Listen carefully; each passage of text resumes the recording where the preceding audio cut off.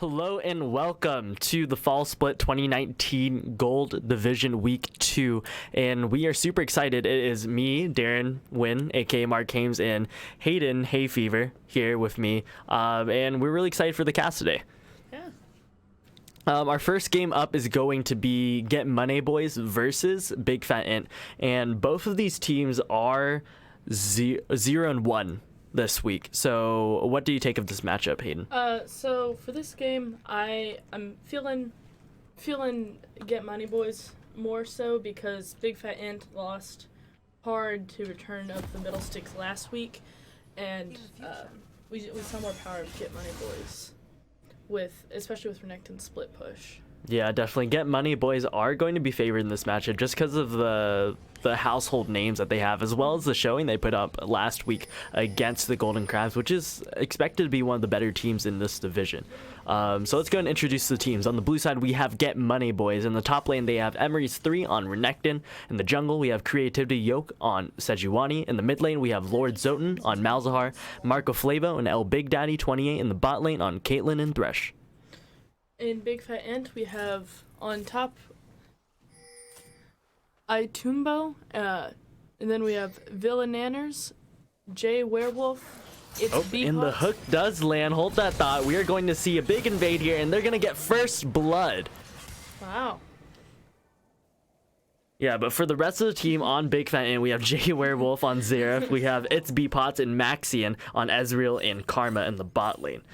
So let's talk a little bit about this bot lane. So last week in week 1, It's Beepots and Maxian did play this bot lane against Return of the Millsticks, but they did lose. But it seems like it could be comfort for them that Ezreal and the Karma is a very strong poke lane into the Thresh that is somewhat favored, but Thresh and the Karma is a favored matchup for Thresh just because of the all-in potential that Thresh has on the Karma, which doesn't bode well for Karma. But in terms of the Caitlyn Thresh, that is a very strong lane looking into the Ezreal Karma. Caitlyn's longer range should help against the Ezreal as long as Marco Flavo is able to dodge those Qs, you know? Yeah. So he's going to do his best and try to, stay healthy in this matchup. Just look at that. Every time that It's Beepot steps up to auto, then he's within auto range of Marco Flavo. So Marco Flavo should be able to punish It's Beepots just every time like that. Yeah, Marco Flavo seems like he's going to have a lot of good opportunities to hit It's Beepots in the bottom lane. Yeah, it's just the nature of the matchup that you're able to punish so well Caitlyn into Ezreal. Yeah. But now let's look at the top lane since we're here so much. So we have Emery 3 versus Itumbo. And Emery 3 on the Renekton, it is a comfort for him. He picked it 2 out of 3 games last week on against the Golden Crabs, and he won 1 and lost 1. But it seems like he's going to put priority onto this Renekton anytime it's up, and it does do well in terms of his champion pool. He's always going to be put on that split pusher kind of thing, right? Yeah. He played a strong Renekton in the past game, and so I'm excited to see if they'll try that split push again. Yep, here the hook does land. Maxian going low. He gets rooted up by Marco Flavo, who's almost going to get the kill. He's going to have to flash in for this one. But here comes Villanamers coming in with the assault and battery, and will take him down.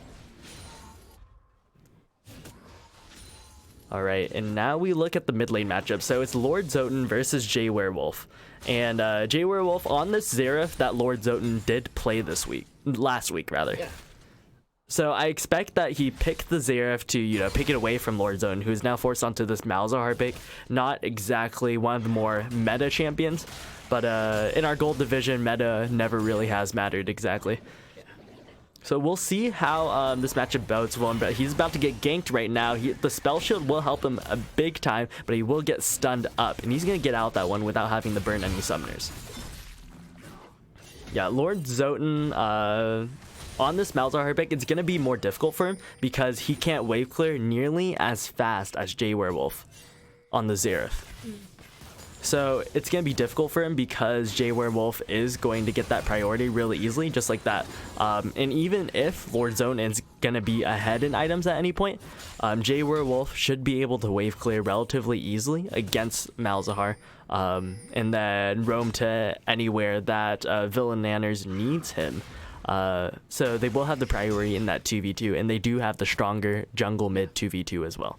Yeah, I feel like that's going to be very important in this early game, the wave clearings. Then he'll just be able to build faster. Just get the ball rolling. Yeah, absolutely. And look at that vision around the mid lane right now. There's wards on either side of the river, allowing Jay Werewolf to step up and just wave clear freely, not having to respect the jungler nearly as much as Lord Zoten does, who is now out of mana.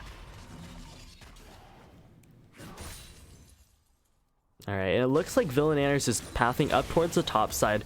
He was spotted out earlier, but this time he's not going to be spotted out. He went around that Tri-Brush ward, and he's about to go in here with the Assault and Battery. He's going to miss on the Emrys, who's just going to dash away from this one.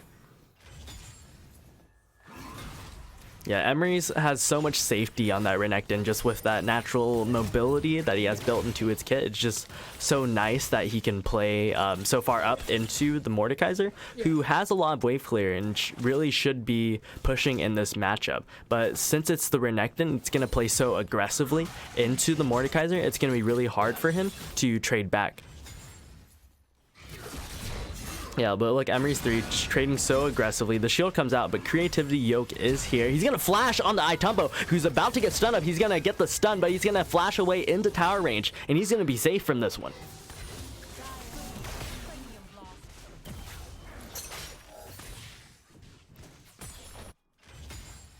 Yeah, so we look at the mid lane again. Lord Zoten has yet to take it back, either mid lane, rather, but they both have the teleport spell.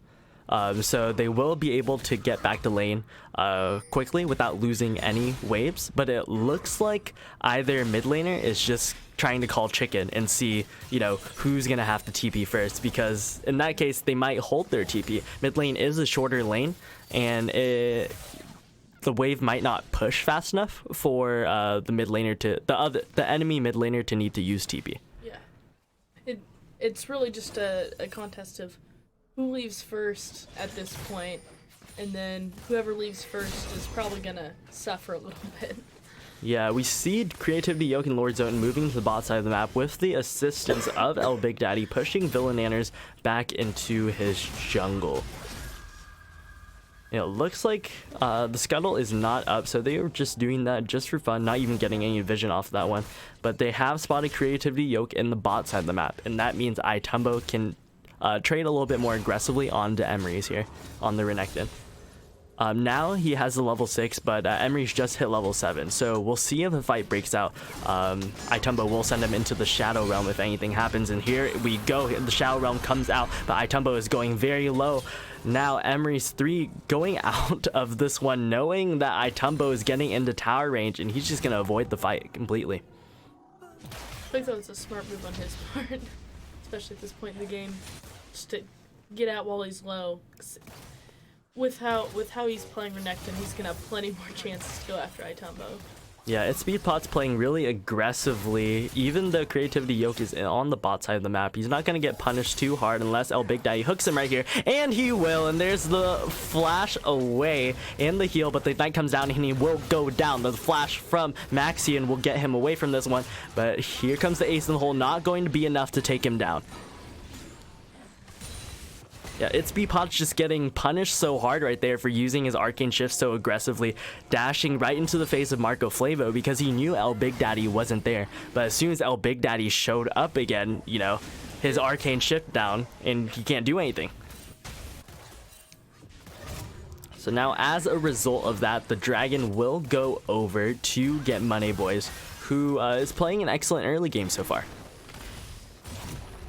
Yeah, the Arcane the True Shot Barrage comes out, but oh, they're actually gonna decide to go to the mid lane here because Itumbo is in the area.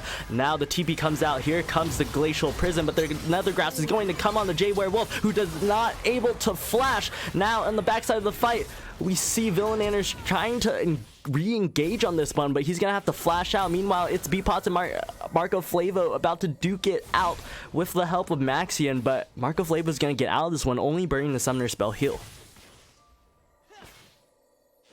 Yeah, and they didn't get the dragon now. They had to back off the dragon because of the mid lane skirmish that was happening. Both El Big Daddy and Creativity Yoke were called over to the mid lane, and they just had to help their team and lose the major objective that they were going for. It's really frustrating from Get Money Boys, both Creativity Yoke and El Big Daddy, because they were on the dragon. The objective was guaranteed, but Lord Zoten in the mid lane could not play safe enough to be able to allow his team to go for the objective without losing anything.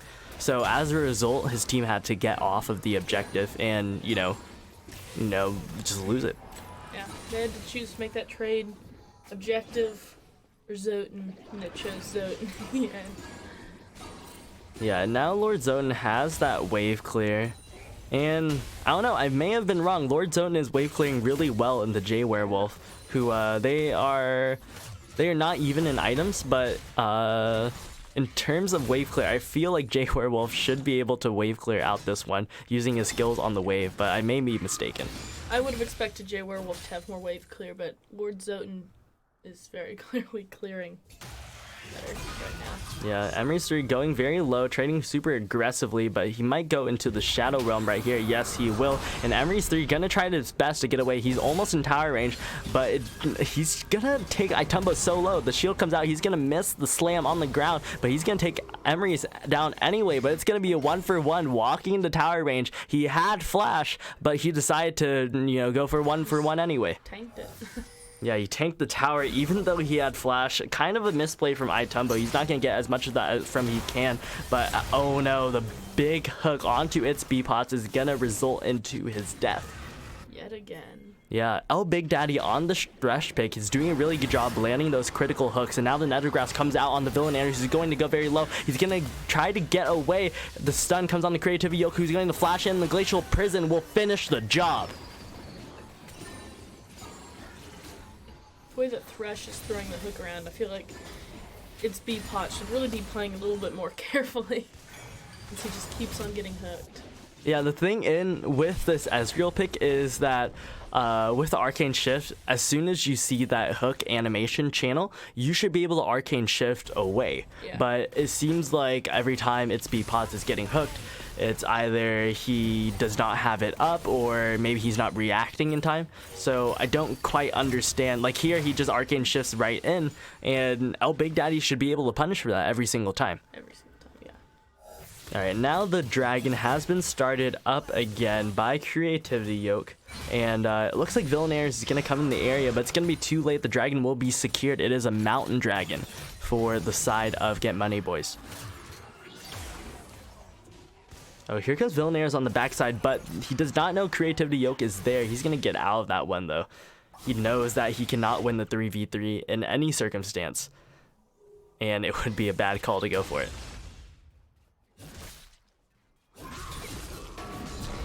Alright, Itumbo and Emery's going at it again in the top lane. But until one of them gets fairly low, they can't really go for an all-in because of the safety of the Shadow Realm providing, a way towards the tower for Itumbo. But Emery's 3 also, with his ultimate, I believe it's the Guardian of the Sands or whatever, it's going to buff him. And any fight that looks like it's going in Itumbo's favor is just going to turn in Emery's favor. And Itumbo has to keep that in consideration each time he goes in.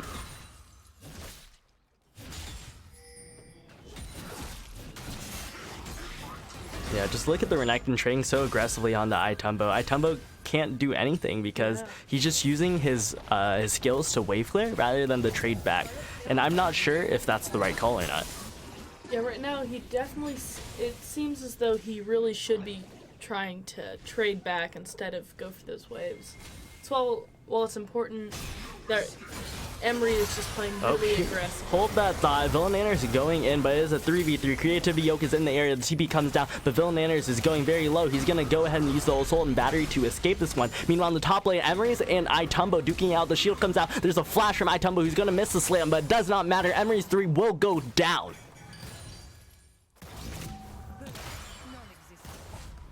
Yeah, big skirmish in the bot lane, big skirmish in the top lane. I'm sorry, big 1v1 in the top lane. In the bot lane, nothing ends up happening. Just a few summoner spells burn. But in the top lane, Emery's does go down. And the Mordekaiser into Renekton matchup, it's going to be really difficult for him later in the game if he starts falling behind on the Renekton. They really rely on Emery's 3 to be able to put pressure on the side lane. And if he falls behind against Itumbo on this Mordekaiser, it's going to be really difficult for them to play through that win condition. Yeah.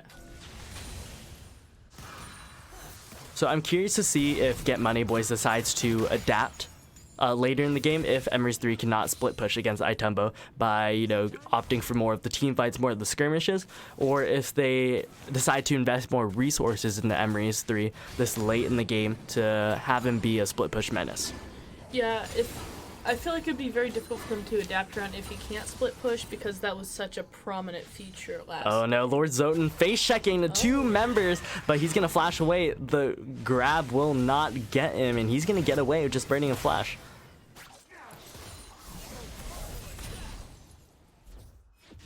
All right, meanwhile in the bot lane of Get Money Boys is going to pick up that tower right after the turret plane drops, but it will be first tower. El Big Daddy caught right here. Villananners goes on to him, but the Glacial Prison comes out. He's going to get stunned up. El Big Daddy going very low, but Villananners is going to get taken down instead. Meanwhile, on the backside, Bitsby Potts goes in. He's going to use the Arcane Ship and get in, but he's going to take down Marco Flavo. He's going to get stunned up. Emery 3 is on the backside. Maxian is caught within all these members, and they're not going to get anything off of this one.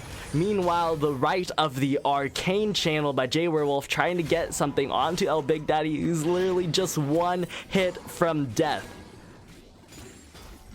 Seen a lot of good fights in this game.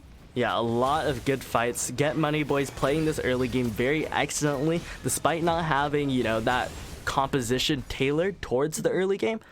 They're just finding a lot of these good skirmishes. Creativity Yoke on the Sejuani is always in the right place at the right time, able to find these counter ganks onto Villananners, and very well played by Get Money Boys as a team. Absolutely. I feel like their aggression in this early game is really helping them out. Yeah, Villananners is really trying to get something done, but he's just unable. Now the lane swap comes out. The hook is going to come on the Itumbo, but the Kaelin trap will not get him, but Itumbo is going to get chunked off of this one. So now with the lane swap, it really favors Marco Flavo and El Big Daddy, especially because he's on Caitlyn, right? So Caitlyn has this natural pushing power, which is going to be used very well by rotating their bot lane up to the top lane. However, from Get Money Boys, they have Creativity Yoke on the bot side of the map. That means that the Sejuani is not going to be providing the safety to the bot lane up here on this side, and it's going to be really difficult for the bot lane to just push up freely because they have the threat of Villananners on the other side, threatening the gank at any point. Yeah. Alright, now Emery's 3 going on to the duo lane here. He's going to go on to Maxian, who does not have flash. Creativity Yoke is here. The Glacial Prison comes out. It's going to find its B-Pots, and Creativity Yoke goes unstoppable. Meanwhile, Maxian goes down as well. And that's such a great play from the side of Get Money Boys. They rotate their bot lane into the top lane, and even though Creativity Yoke isn't on the strong side of the map with that bot lane, he decides to make a play on the other side of the map into the duo lane, and he finds the play. Lord Zoten roaming from the pressure that he's created for himself onto J Werewolf is really excellently timed as well.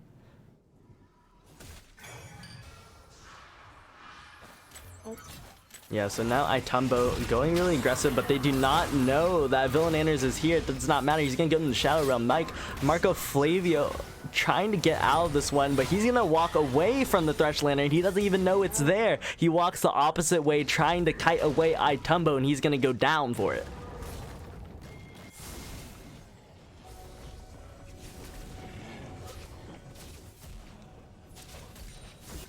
That will fight didn't go as expected. It did not go as expected for Marco Flavo and El Big Daddy. They did not know that Villaners was in the top side of the map, and that's the problem when you make when your team makes a play in the bot side of the map. You have to play safe on the other side of the map. You can't play so aggressive because that's where the enemy team is looking to retaliate each time. So they just kind of gave the play over to Big Fat Int, who is trying to get anything that they can to come back into this game. Yeah, Big Fat Int is going to need whatever they can get since they're so far behind, both in gold and kills, and they're 2 towers down, and 2 objectives behind. Yeah, and there's a flash from Jay Werewolf after a great hook from El Big Daddy, forcing that one out. And that means Jay Werewolf is going to have a huge target on his back in this next fight. And both teams posturing over the Rift Herald right now. They're doing that NA ram that everybody so much loves, and they're just all grouping around in mid lane except for Marco Flavo. So since they see that, they're going to try to go in onto any member of the team here, but the Nethergrass comes out. He's going to take a lot of damage, but they're going to get him out of that one with the Thresh Lantern.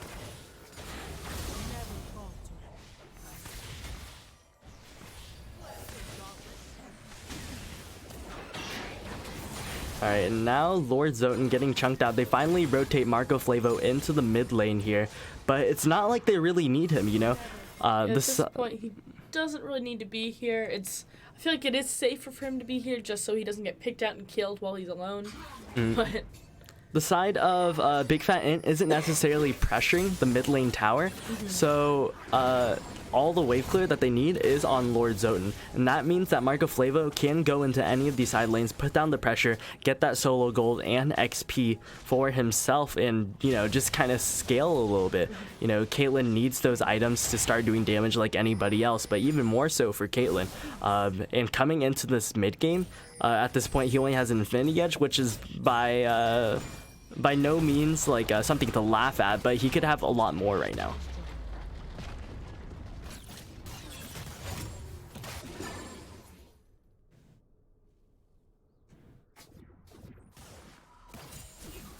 Yeah, so finally they rotate their members over to the top lane and grab that last outer turret, and that means that the side of Get Money Boys is going to, have so much pressure now in this game. It's going to be really, they're going to be able to extend their pressure, and especially now that the Baron's up, they're going to be able to control that Baron. It's going to be really hard for Big Fat Int to kind of find those fights if they're just grouping up and sharing EXP like this. Yeah.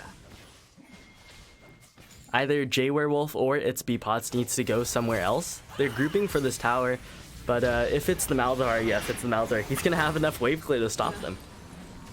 At this point, I feel like Big Fat Int should not be grouping up so much, especially since... Oh, here comes another grasp onto Villaners, who's stuck under tower. He's going to get stunned up and almost taken down the tower. It will take him down. The Glacial Prison comes out, but it's not going to hit anyone. It's going to explode, and now Emery's going in onto J Werewolf, who does not have flash anymore. Maxine is the last member alive from the mid lane, but he's going to barely dodge the hook and get out of that one. They just showed what I was getting ready to say. Yeah, they shouldn't be grouping up so much. Stop grouping up so much, since in levels they're way behind, so in any team fight they're going to be dominated. Yeah, it's gonna be really hard for them. So by grouping up, they're just going on a mission where they're all going to die. If they spread out, then they wouldn't have so much team power directly against them. Yeah, absolutely. And if they spread out, they just need to play safe and wave clear, get that gold for themselves because they're so far behind. Sharing EXP between your two main carries, J Werewolf and its B-Pot, is not how that's going to be done. They're sharing resources and they're losing resources everywhere else on the map. Each wave that crashes is just gold and EXP lost that they could have picked up. They should really be spreading out and farming like this is Stardew Valley. Yeah, absolutely. And now another dragon comes up. It's a second cloud dragon for the side of Get Money Boys, or it's a first cloud dragon for the side of Big Fat Int. We'll see which team decides to go for it. It looks like they moved Creativity Yoke towards the top side of the map, so maybe Get Money Boys is not looking for this dragon at all. But no, I spoke too soon. Two members of Get Money Boys is going to start the dragon with no vision on that side of the map from Big Fat Int. There's going to be no contest. They're going to take the dragon and they're going to start the Baron right here. third objective. Yes, get Money Boys absolutely destroying the map in objectives right now. They have every objective that was available for them except the Rift Herald. They have 3 dragons, they have 5 towers, and now they're picking up this Baron. The True Shot Barrage comes out a little bit early, not going to be able to steal it, but they already secured the Vision and the Baron area, so they know that there's going to be no contest from the side of Big Fat Int. Now with this Baron, their push is so enhanced. Yeah, absolutely. It was strong before, and now it's even stronger. Yeah, Jay Werewolf trying his best. Oh no, he's gonna use the Rite of the Arcane, but get caught up now. The Glacial Prison will catch him. He's gonna get stunned up, but gonna get out of this one after Get Money Boys decides not to commit all the way. They have every 3 in the side lane. You know, putting pressure on while the rest of the members group up in the mid lane, buffing up the super minion wave and forcing the side of Big Fat Int to respond.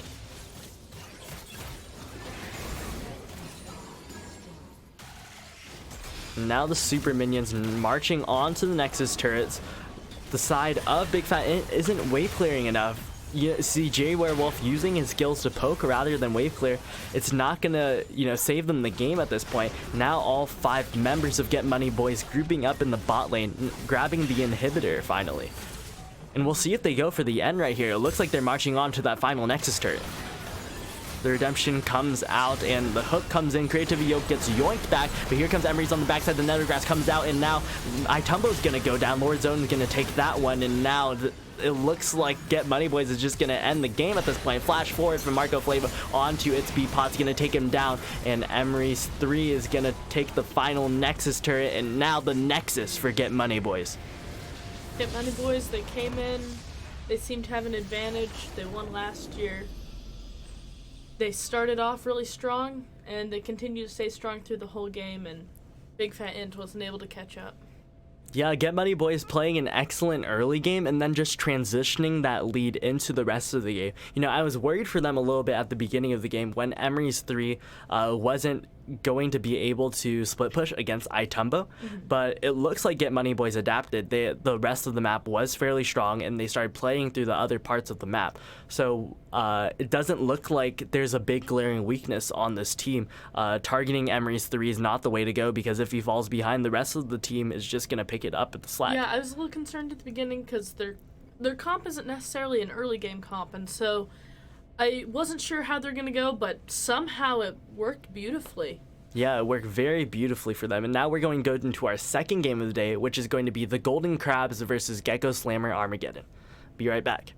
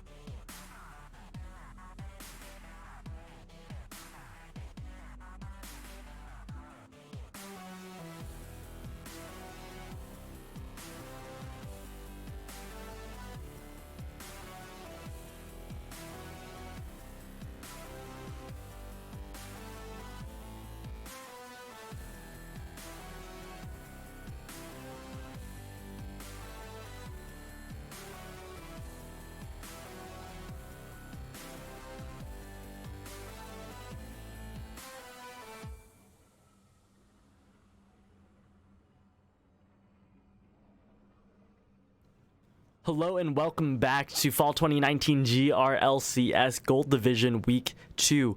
And in our first game of the day, we saw Get Money Boys absolutely dismantle Big Fat Int. Yeah, totally destroy Big Fat Int. Just went in, we came in very strong, continued to stay strong. Big Fat Int just could not catch up while they're lacking in objectives, towers, kills, everything. So they just got demolished. Yeah, and Get Money Boys taking themselves to 1-1. While Big Fat Int falls to 0-2. And this early in the split, all the games matter in our league, where if you lose a single game, that means you might lose the head-to-head to another team later in the split. And with Get Money Boys now 1-1, we'll see. They look like a playoffs team to me. Their macro is strong. They're playing a strong early game. They have a strong team identity. So I want to see if they can make the playoffs, make that run into the quarterfinals and then playoffs. So now we're gonna go into our second game of the day, which is going to be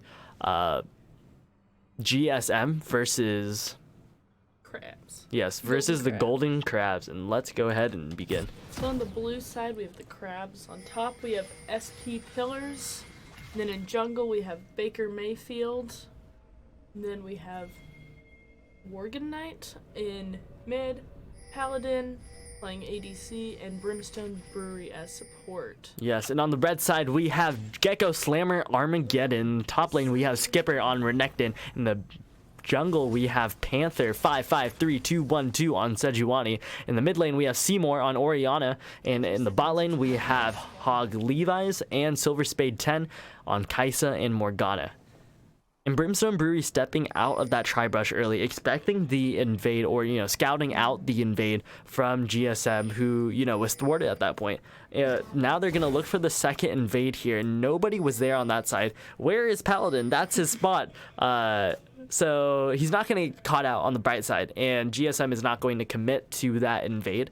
But he could have been there to, kind of like know that the other team was going for the invade. Yeah. But maybe they just expected it, and you see SP Pillars and Baker Mayfield went in and grabbed that ward all the way on the Raptors camp right there. And this is a really useful ward because it's gonna allow the side of the Golden Crabs to spot out Panther as he moves into the top side of the jungle.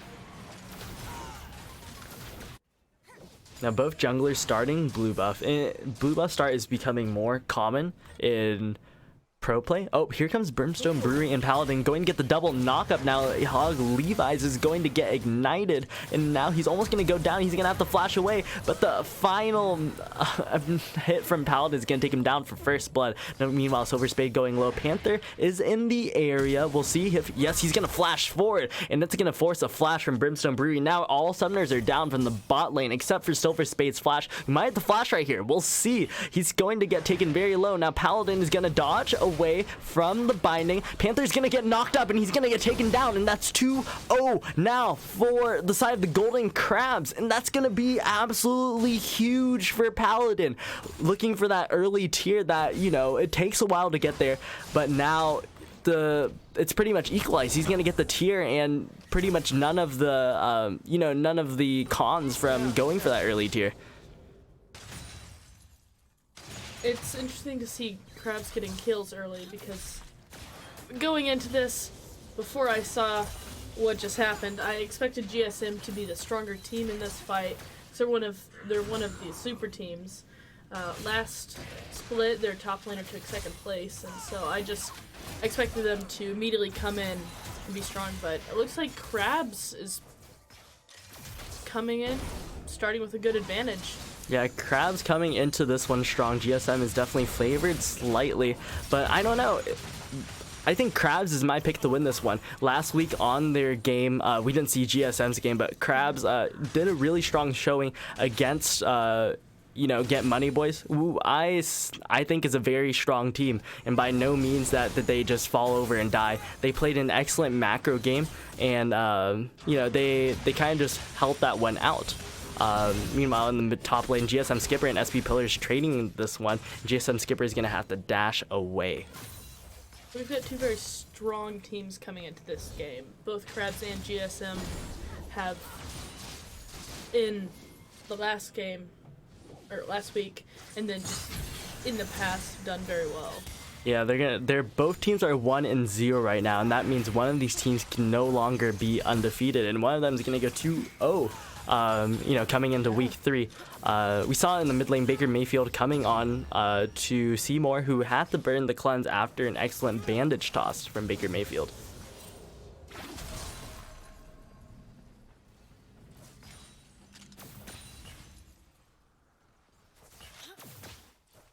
Yeah, and Skipper took a really bad trade early, and he was forced to now teleport back.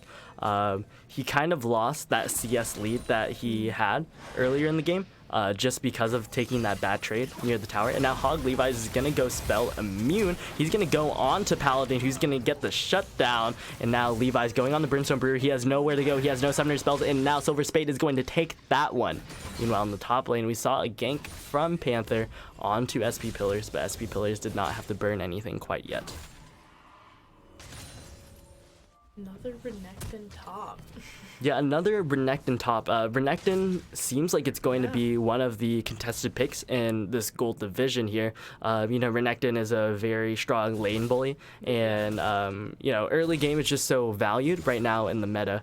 Renekton, even in pro play, is one of the stronger picks, not necessarily like the strongest meta pick, but he is one of the stronger picks right now. So I'm not surprised to see so many Renektons in our division necessarily. Yeah. Yeah, SP Pillar is starting to fall behind in CS once again after the pressure put on by Panther, and they know that Skipper is this carry player. They know that he's going to be able to, carry GSM, and Panther putting in the resources to make sure that he's able to do that.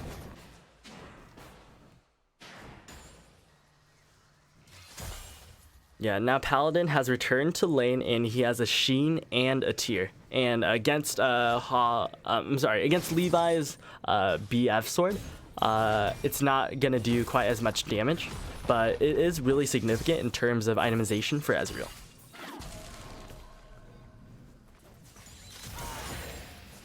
Yep, now Brimstone Brewery is going in. The spell shield comes out, and Levi's now taking a lot of damage. He's going to take a significant amount of damage, actually. He's going to get more than half health taken away.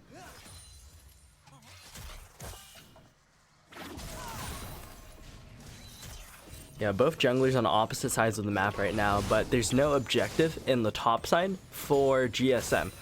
They're just trying to put pressure on the SP Pillars right here, who is coming back with components of a phage. Decided not to TP back, interestingly, which I bet contributes to this the CS lead that Skipper has picked up right here. Yeah.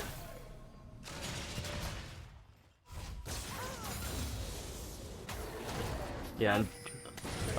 Yeah, Baker Mayfield able to pick up the blue buff from the side of GSM. Oh, Levi's going in very aggressively. The heal comes out in the flash from Paladin, who's gonna get taken down. That's one more take, but Levi's might go down here. He's gonna help. The heal comes out. He's gonna get big right here in a double kill over the Levi's. Yeah, Levi's now 3-1 on this Kai'Sa pick, who, this bot lane looked kind of disastrous after the early game turmoil that resulted in 2 kills over the Paladin. But between these 2v2s, between these really, aggressive skirmishes, Levi's has been able to pick up 3 kills for himself and a 300 gold bounty. Yeah, at first whenever Paladin got those 2 kills, I thought, oh, the game looks like it's probably going to go in crowd's favor, but GSM's picking up. Yeah, GSM is pulling ahead indeed, now picking up that Infernal Drake for themselves, which is going to be pretty significant in terms of their team fight later on. Skipper using those emotes to taunt SP Pillars who cannot walk up to the wave. It's just the nature of this Renekton-Urgot matchup where Renekton just trades so well on the Urgot and then can dash away pretty immediately if he doesn't scuff the engage like that. Renekton's just gonna bully that top lane and make Urgot just hate his life. Yeah, and the fact that SP Pillars opted not to use his TP is really strange because, usually if you don't want to use your TP, there's going to be a reason for it. Your team maybe calls for the TP later, but it does not look like anytime soon that he's going to be TPing down to the bot lane, so he might just end up wasting that early teleport that he could have used back to lane, and now there's almost a 30 CS difference between Skipper and Pillars.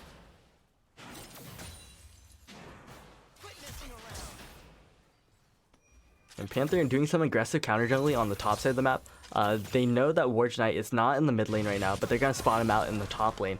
And that means that Seymour gets a free back right here. He used all his mana to clear the wave, and he's not going to get punished for it. Meanwhile, Levi's goes in really aggressively. He does not know Baker Mayfield is here, and the Root's going to come out. The spell shield comes out late, and that's the shutdown for Baker Mayfield. You know, Warge Knight spending a lot of the time in the top lane here, trying to, you know, save his top laner in this matchup after so much pressure is being exerted onto him by Panther in the jungle. He ends up losing an entire wave in the mid lane just to go and try to help the top laner, but nothing comes of it. He doesn't land the charm. Even if he lands the charm, they don't have enough damage to kill Skipper at this point in the game. They're going to need more CC from Baker Mayfield to support them, or they just shouldn't make the play. Even though that Skipper is pulling ahead a little bit, it's not disastrous by any means. The tower is not going down anytime soon in the top lane.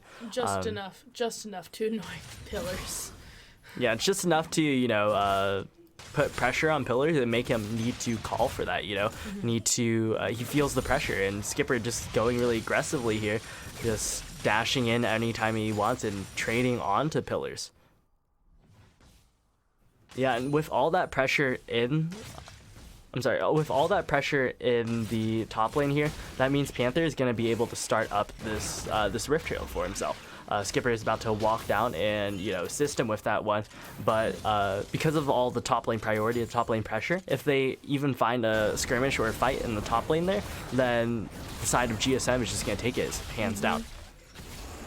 If they could have found this one earlier, though, I think they might be able to turn, just because Panthers got so low from the Rift Trail. Now SP Pillars going in on the Skipper, the Glacial Prison does land, and now SP Pillars will go down. Warge Knight coming in on the backside, looking for the charm, and will not find the charm on the Panther. He's going to try to dash in and finish this one off. The Ignite comes out, and he might go down, but he's going to get stunned up by Skipper on the backside, and he's going to get taken down. Warge Knight finds Panther, but gets killed in return by Skipper.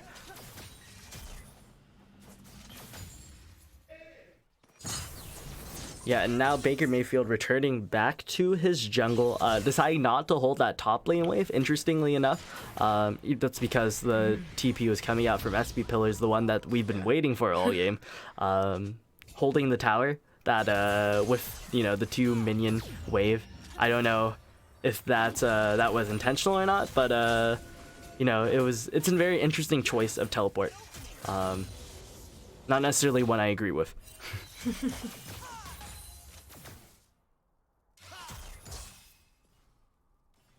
Yeah, and what looked like such a good early game for the side of the Golden Crabs is just starting to turn all the way to GSM's favor.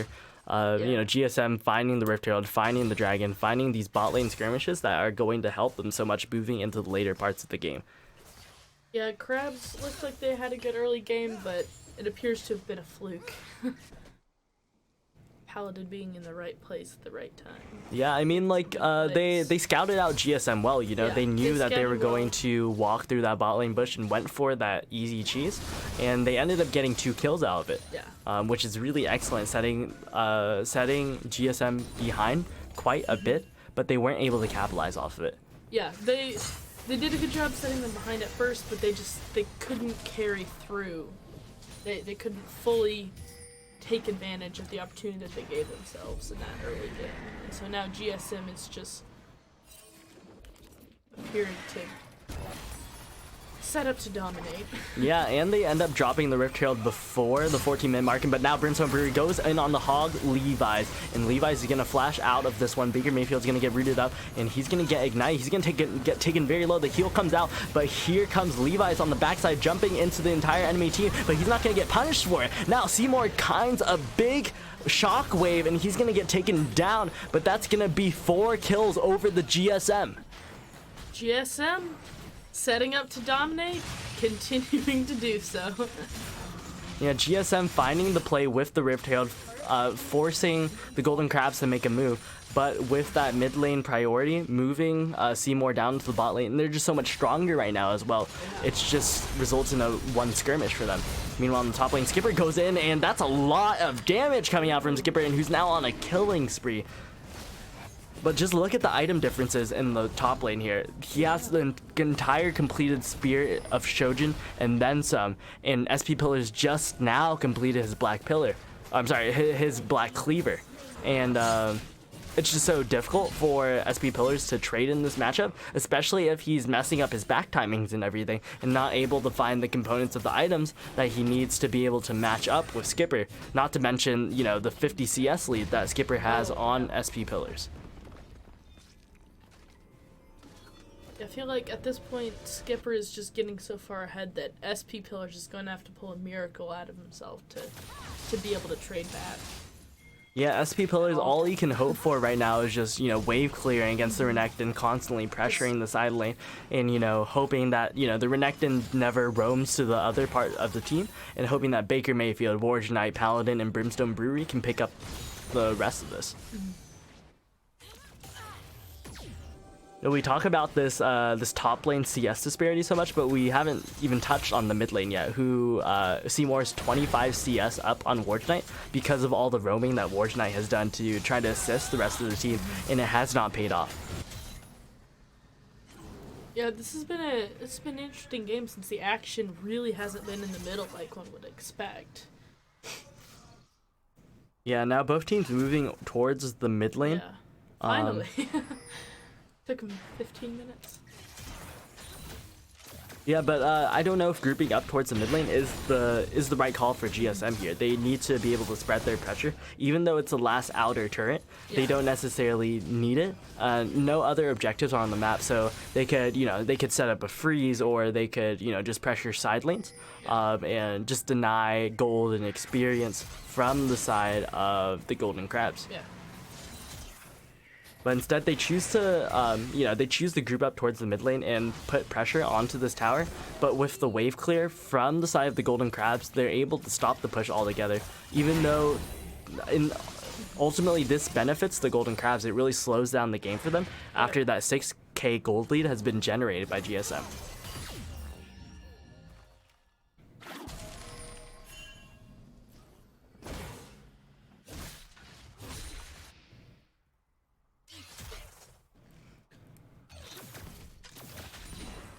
GSM is just, they were setting up to dominate, and I feel like the mid lane is not where they're going to do that. They have a lot more power on the side lanes because it's easier to get to the other champions in a more awkward spot. In this mid lane, they can all go directly at each other, and so it's less pressure than. Yeah, and they're doing a great job poking out the side of the Golden Crabs. Paladin just now forced to back.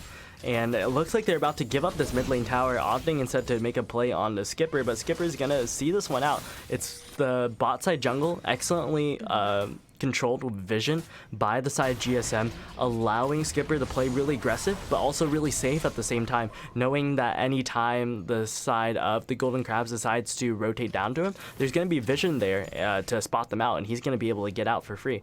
Meanwhile, the rest of the GSM squad is going to rotate up towards the top lane, but he's going to go really aggressive, and he's going to go down. Warrior Knight, what was that? He dashed right into the free binding for Silver Spade.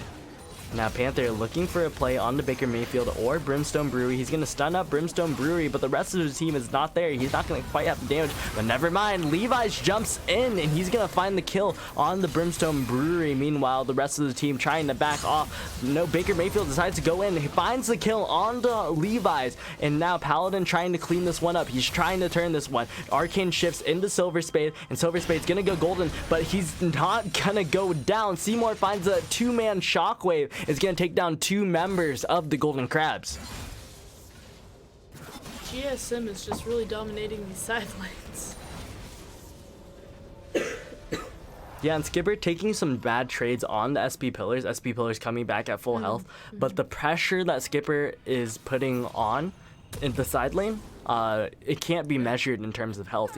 Look at that CS lead that he has. Look at the 600 gold bounty and the constant pressure that's keeping SP Pillars away from his team and unable to, leave that side lane. Whatever Skipper is, that's where SP Pillars has to be. Yeah, Skipper is just really tying him down, and really just Pillars has no chance but to stay with Skipper, but he keeps on dying too.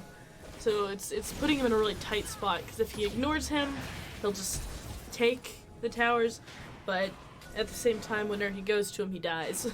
Yeah, very interesting there. Interestingly there, the binding came out and Warge Knight decided to flash instead of using his ultimate to get out, which was really weird because the ultimate's on a lower cooldown, so why wouldn't you use the ultimate? But, Warge Knight just panicked, seeing the binding coming towards him, knowing that if he gets bound right there, then it's going to be an immediate death. His team's going to lose the Ocean Dragon, but decides to flash instead.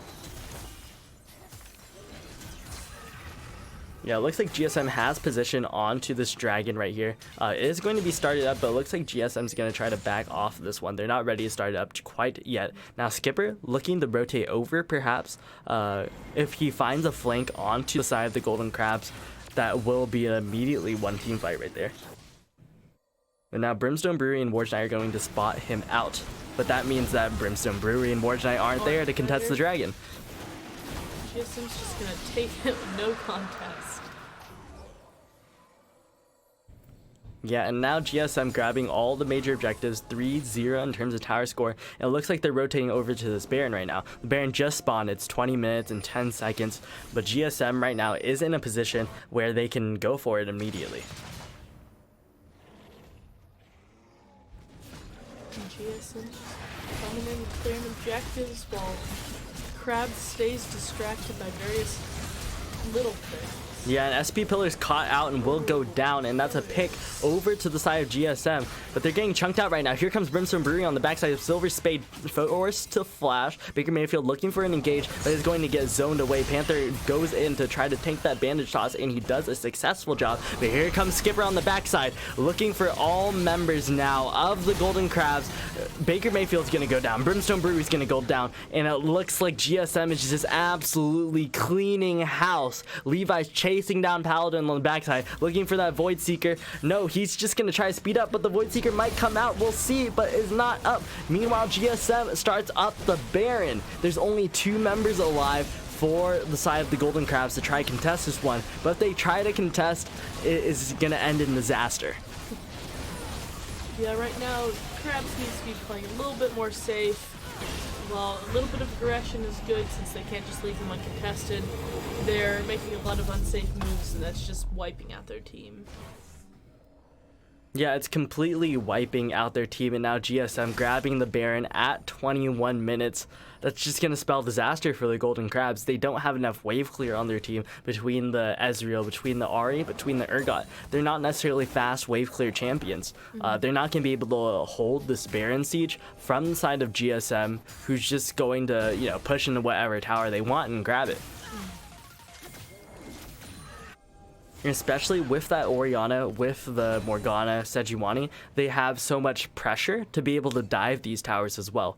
Immediately, as soon as they find an opportunity, they can put the spell shield onto Panther, who's just going to dash in, stun up whoever they need, and the shockwave is going to come out. And you can't stand too close to the tower for that reason, and ultimately that means you can't hold the wave. Brimstone Brewery flashes in, finds 2 members up the side of GSM. The shockwave comes out. Silver Spade on the backside will get taken down by Warge Knight, and Panther trying to turn this one, but it looks like GSM is not going to find this one until Skipper gets here. Warge Knight is going to get stunned up and taken down. Pillars trying to find something on the Seymour, will find one, and Panther going very low. Now Pillars finding Levi's. Levi's trying to kite this one out, and he will. Levi's going to take down Pillars, and that's a ace for GSM. Ooh. Now GSM going to push in the mid lane with that Baron. Skipper coming in on the backside, finding these flanks in the team fight. Just so excellently timed, turning the team fight as soon as he gets there. He's just so strong at this moment. Now sitting on that Spear Shogun and the Black Cleaver at 23 minutes is just so significant. And anytime he finds the pick, finds the flank, then whoever is going to be in that destruction path is just going to get taken down immediately. At the beginning of the game, we saw Skipper just making SP Pillars kind of hate his life a little bit. Now he's not even giving him a life to hate. Yeah, Skipper translating his lead towards the other sides of the map, which is not something that you see top laners do very often. Usually you'll see top laners in the gold division, find that lead in lane, but they're not able to translate it to other parts of the map. But Skipper doing an excellent job, pressuring SP Pillars, keeping him in the side lane, while finding those excellent team fight flanks and translating his lead to the other parts of the map.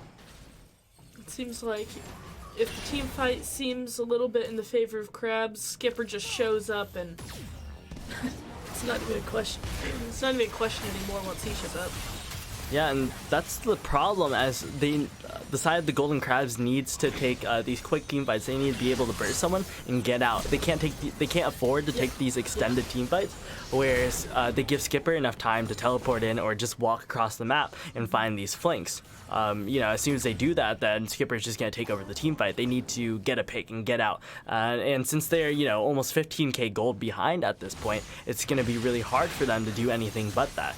Yeah, and it's no surprise that Skipper is just totally dominating, since Skipper's the most ahead in CS. Yeah, and look, Skipper levels. Going in here, but he's going to get shut down, going a little deep, but Levi's on the backside now, going to find himself caught out by the rest of the team. The Golden Crabs now finding a fight that's finally in their favor, but Warge Knight dashing in again, getting rooted up. He's going to get taken down. Baker Mayfield goes in, and that's a double kill for Panther. The Golden Crabs find a team fight that was going so well for them, but they don't know when to stop. Yeah.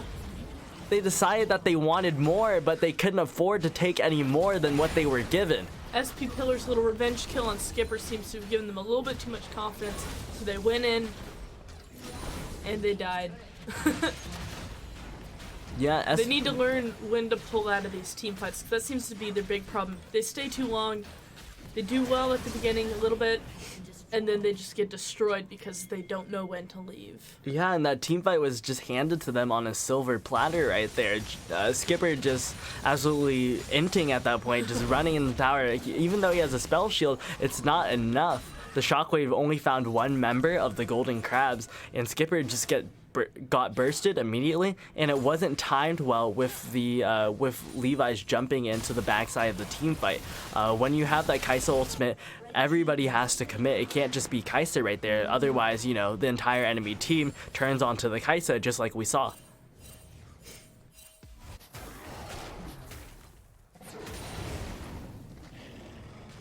And now that 2 inhibitors have been taken by GSM, it gives a little bit of breathing room to the Golden Crabs. It's not much, but it's some breathing room while those inhibitors are down. That means that GSM is unlikely to pressure those lanes, and they really only have one lane to find at this moment. Looking at the top lane, the Baron is spotting soon. The Golden Crabs will have to try to contest this one because they again cannot hold that Baron siege. They couldn't hold it the first time, and now GSM is even stronger. They definitely can't hold the second time. If the Crabs don't contest, and if they don't contest it well, then they're just absolutely done for. At that point, all hope is lost. Yeah, now it looks like GSM rotating into the top side of the map, securing that Baron vision and that top lane pressure that they're going to need to secure this Baron for themselves. With the minimal vision that they have, they're able to spot out the side of the Golden Crabs if they ever try to come to contest, but the Golden Crabs are preoccupied in their base. These super minion waves are pushing in. There's the mid inhibitor and the bot inhibitor are down, so that means the Baron is just going to go over the GSM. Look how quickly that they take it. Yeah, Golden Crabs just not even trying to contest it. Oh, the Redemption came out. They did try to contest it very slightly. Brimstone Brewery picking up that first item of Redemption. Very interesting, not opting to not pick up boots. Yeah. And, the Zeke's Convergence that Rakans typically rush. But instead takes the Redemption. And he's going to use that Redemption on the Baron.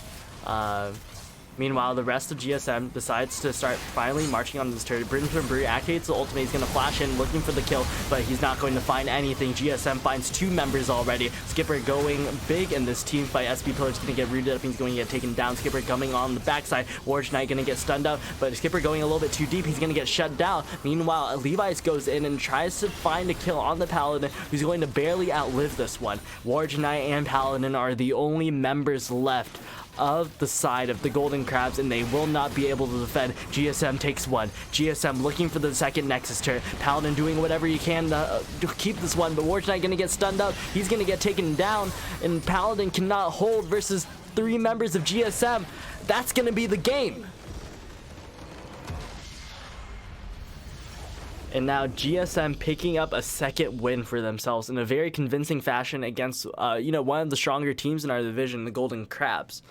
Bringing the Golden Crabs to 1-1 and GSM to 2-0. And GSM really looking like a favorite to win the split at this point. They're playing really well through all of their lanes. None of their lanes really are especially lacking, especially with Seymour just the silent carry in the mid lane, just that rock. Finding those assistive carries does a lot for GSM. All right, and that's going to bring us into our third game of the day. And what's our third game of the day? Our third game of the day will be Rot M versus 63. Yes, it's going to be a return of the Middlesticks versus Team 63 /. We'll be right back.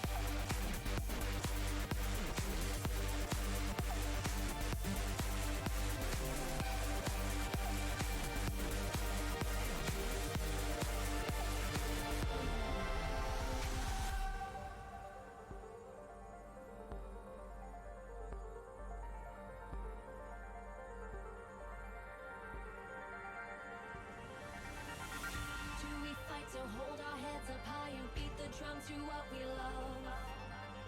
Risk the follow, we have felt it all come crashing down from far above. Stars are rising, countless worlds colliding, only one will take it all. Can we bring to fall the giants? Can we make the final call?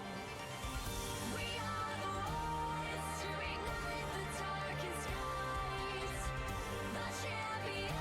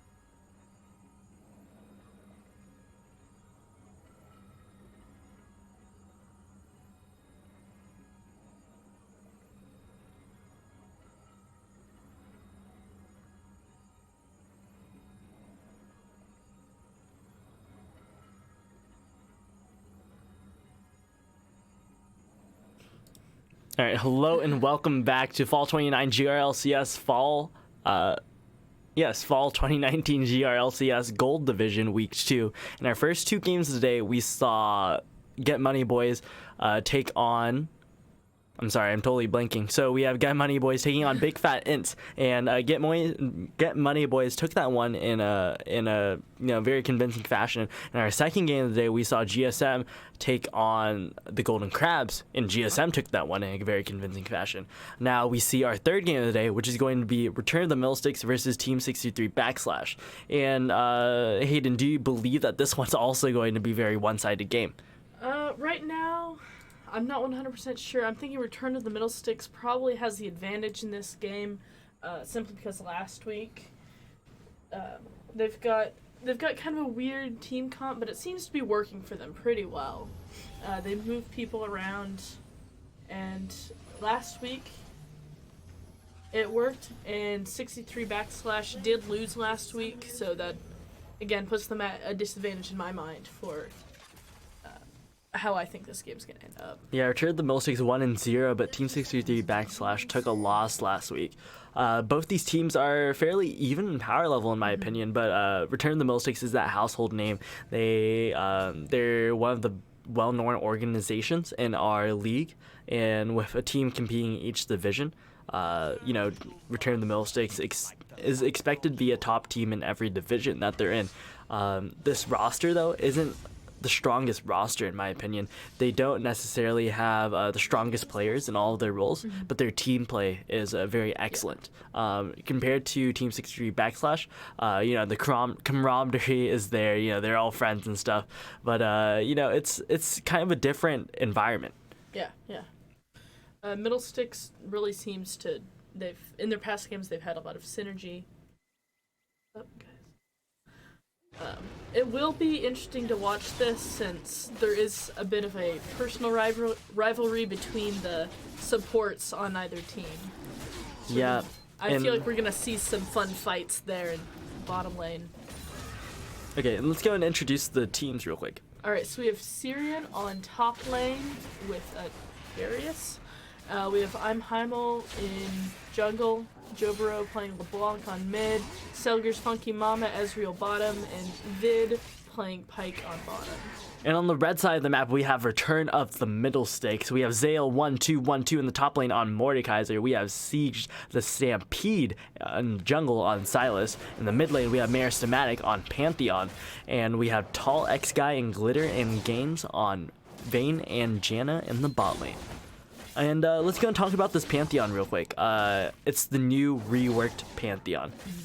So, new reworked Pantheon is honestly really strong. Not jungle, but in solo lanes, it's exceptionally strong. I'm not sure how the matchup is into LeBlanc, but the Pantheon is really strong, and with that, in the mid lane, it has that roaming potential to be able to impact the other lanes. So I expect Meristematic to use that ultimate once he gets level 6, similar to like a Twisted Fate ultimate or a Nocturne ultimate, be able to impact the other parts of the map. We see I'm Heimel running up towards the top side of the map here. He might look for a gank on the Zale, who's going to get hooked in, and now Zale forced to flash out of this one. Yeah, Heimel is going to get yoinked back, but, Zale doesn't have flash. He can't really take this one on 1v2. I'm curious to see if Asik the Stampede is going to, help at all in the top lane. It is Darius versus Mordekaiser, and that's going to be a really great matchup for Darius, just because Darius is that lane bully, and Mordekaiser has some wave clear, but not necessarily early when Darius is that strong lane bully. No? Oh, I totally forgot. Yeah, we were on Heimel's screen the entire time, but yeah, that's where the action was. Now Heimel in the mid lane. Back on Heimel. Yeah, we're back on Heimel, and now he's in the mid lane looking for a gank on Meristematic, but he's gonna get out of that one. Yeah, Pantheon with that damage block is just it's so strong. It's such a strong mechanic. Oh, Vid. Oh, Vid. He was standing still. Come on. he was predicting the dodge, Yeah. He was predicting the dodge. So we'll give him that one. But yeah, let's talk about the bot lane matchup real quick. So we have Ezreal and Pike versus Vayne and Janna.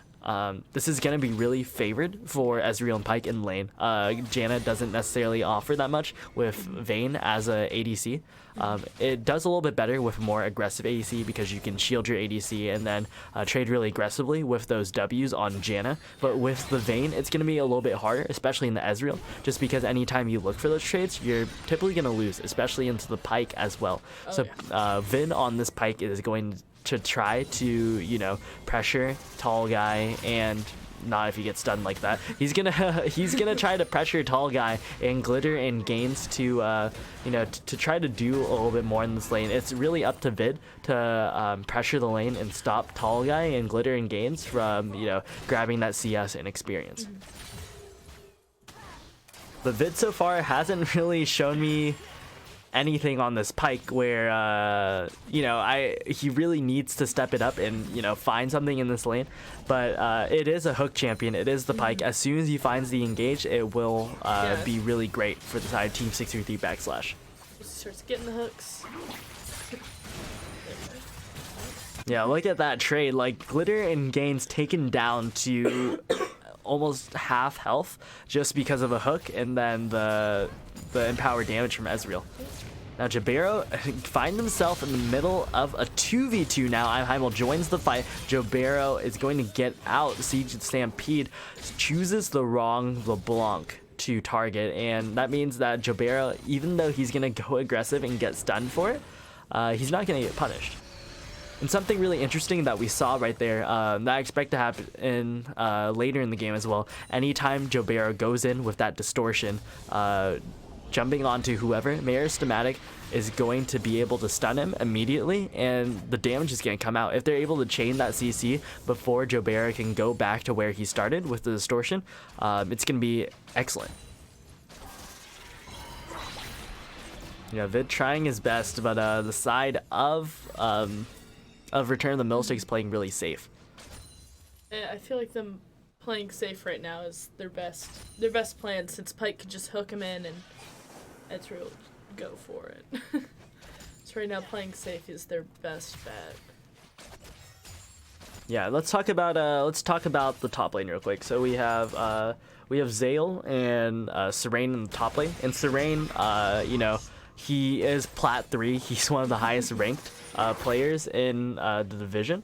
Oh, hold that thought. Meanwhile, in the bot lane, we have a little bit of a trade. He's going to get stunned up. Tall guy now finding damage on the both Vid and Stegar's Funky Mama. Siege the Stampede is here, but Stegar's Funky Mama going very low. There's a flash and a heal coming out from the bot lane. Meanwhile, in the mid lane, we have Heimel going on to Merismatic. Merismatic going low. The Ignite comes out, and he will get taken down for first blood. Ooh. It's like the action's really following Heimel.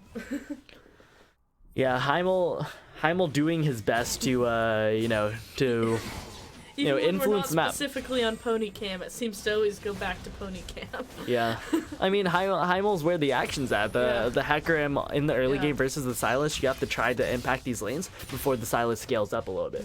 But yeah, let's move back up to the top lane here after Siege of the Stampede and Jobero are done. You know, is Jobero AFK? No, he just decided to get the turret plating. But let's go and talk about the top lane. So we have Zale and Cyrene, and Cyrene's one of the highest ranked players in Gold Cap. He technically shouldn't be Gold Cap because he's Plat, but you know, how the rules are structured allows for players to improve during the season, which is good. But Zale's gonna get ganked by Heimel. He's gonna get pulled into the Shadow Realm. Heimel's gonna try to CC him and try to get out of this one, but Zale is about to get out now. He might get pulled in by Serene. No, he's gonna flash away, and he's gonna get away from this one. Wow, Zale barely took any damage, even though it was a 2v1. Yeah, and Zale and Cyrene duking it out, but Zale played in Plat Capped up until this point. He couldn't find a team in Plat Capped and decided to go down to Gold Cap. So both these top laners are about Plat caliber. So I'm not surprised to see, you know, so much action in the top lane here. Now Cyrene going to get caught up by the rest of the team. Return the Millsticks returns, finds a return kill onto Team 633 /.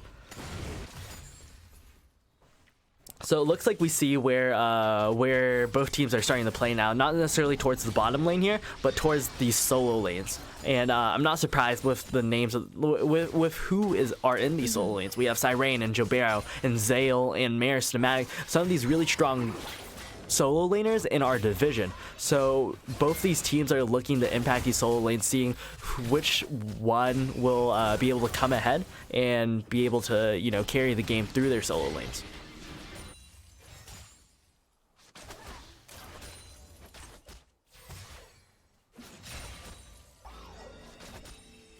I'm interested to see if Oh, here is a great hook on the Glitter and Gains. Glitter and Gains going very low. The Ignite comes out. Meanwhile, on the backside, Tall Guy is going to take him down. Sagar's Funky Mama goes down, but Vid is on the backside, not going to be able to get away. He does not have anything. Tall Guy's going to pick up a double kill for himself. You know, the miscommunication there from Vid and Sagar's Funky Mama. Sagar's Funky Mama deciding to retreat from that one, but Vid going all the way, trying to find the kill on the Glitter and Gains. It's that personal vendetta he has against her, and it's just going to be really difficult for this bot lane to be able to play out if Vid's constantly looking for kills on the Glitter and Gains. yeah, it was before Vid and Sagar's Funky Mama got killed there. I was getting ready to say it'll be interesting to see if that personal vendetta will make Vid play better or play more sloppily in hopes of being more aggressive. And it appears as though he's just gonna be more aggressive to little to gain. Yeah, he really wants to win this one. You know, it's Team 63 backslash against Return of the Millsticks. If you're gonna pick up a win against Return of the Millsticks this early in the split, it's gonna be huge in terms of playoff implications. And now Team 63 backslash, looking at this early game, they picked themselves up a pretty decent CS lead, translating that gold lead. They have 20 CS up in either of the solo lanes and then bot lanes even. But with those solo lanes, you know, they found themselves almost a 1.5k gold lead in terms of just CS gold. Every time Sagar's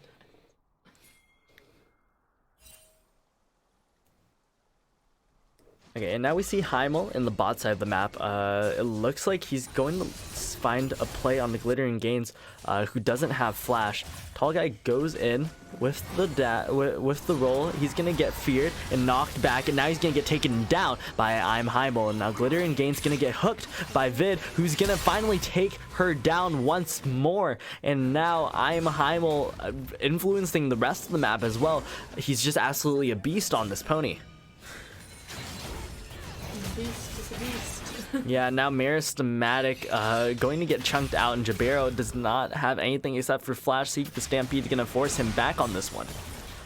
And now look at the bot lane. We have so much plating going over to the side of Team 63 backslash, who found advantages in these solo lanes, and now finally is finding an advantage in the bottom lane.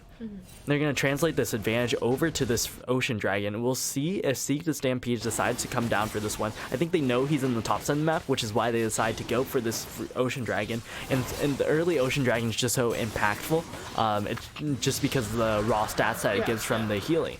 Meanwhile, we see Return of the Millsticks trying to return with the Rift Herald here, pulling Zale down from the top lane, making him, you know, lose the CS, lose the pressure, just to trade back the objective here, which is, you know, completely necessary.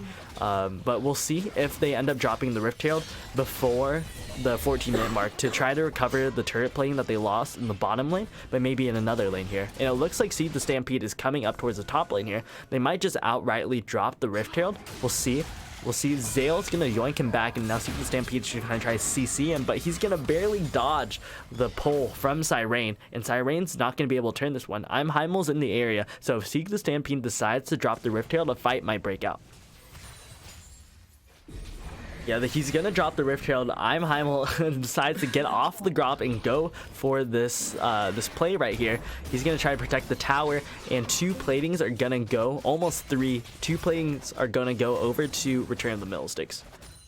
They're just going to leave it at that, it looks like. You know, not another plating can be afforded to lose, but oh no, the NATO misses. Tall Guy's going to get pulled into the bot lane of Team 63 backslash. An excellent ultimate from Glitter and Gains is going to knock Vid back in the tower. Tall Guy trying to carry this one. Sagar's Funky Mama goes down, and now Vid is going to get taken down as well as Meristematic uses that Pantheon ultimate to roam into the bottom lane and help his bottom lane out. Meanwhile, Jabero coming in on the backside trying to be able to hold this one, but his three members against one, and he's going to try his best, but he can't chunk out anyone.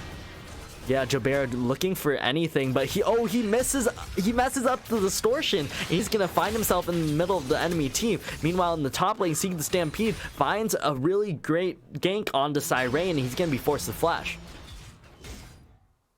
But even though Team 63 Backslash found so much pressure in the bottom lane just then, found the Ocean Dragon, the play went over to Return of the Millsticks, and then they grabbed the first turret. Yeah, going in, it seemed like 63 Backslash's bot lane was going to have the advantage, but Return of the Middlesticks is playing bot lane really well with what they have. Yeah, and now Vid might be Vid's- caught right here. Vid's personal thing is probably it's not helping with. Yeah, now Zale's gonna find Siren here, but he does not know the rest of the enemy team is here, but it does not matter. He's gonna take down Siren before anybody else can get there. He's gonna try to take down Heimel. The shield's almost up, but it's not gonna be enough, and Heimel's gonna get the kill on to Siren. Jobero's in the area, but he's not gonna find anything. He chooses to rotate down to the mid lane tower instead of defending the top lane tower, which is a very interesting choice because Maris Mac doesn't necessarily have the wave clear to be able to push that wave really quickly. And somebody else could have picked up the wave, Heimel just took it back, and instead he could have, just waited for the wave to crash in the tower and grab the wave. Yeah.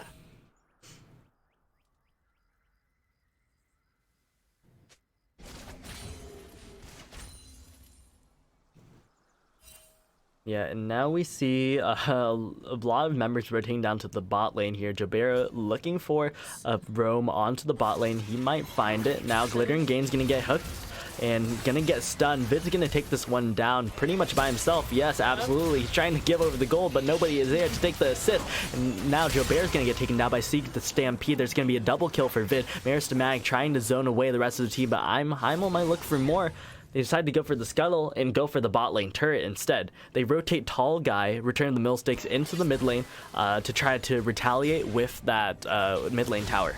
And they're going to grab it. Nobody is there to defend, so Meristematic and Tall Guy going to grab that mid lane tower.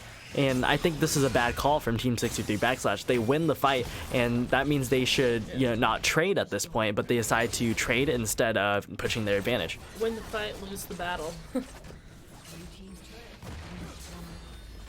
Yeah, now they're continuing the pressure onto that bot lane. Glittering Gains and Seek the Stampede about to rotate over. But there's some knockup coming on the Vid.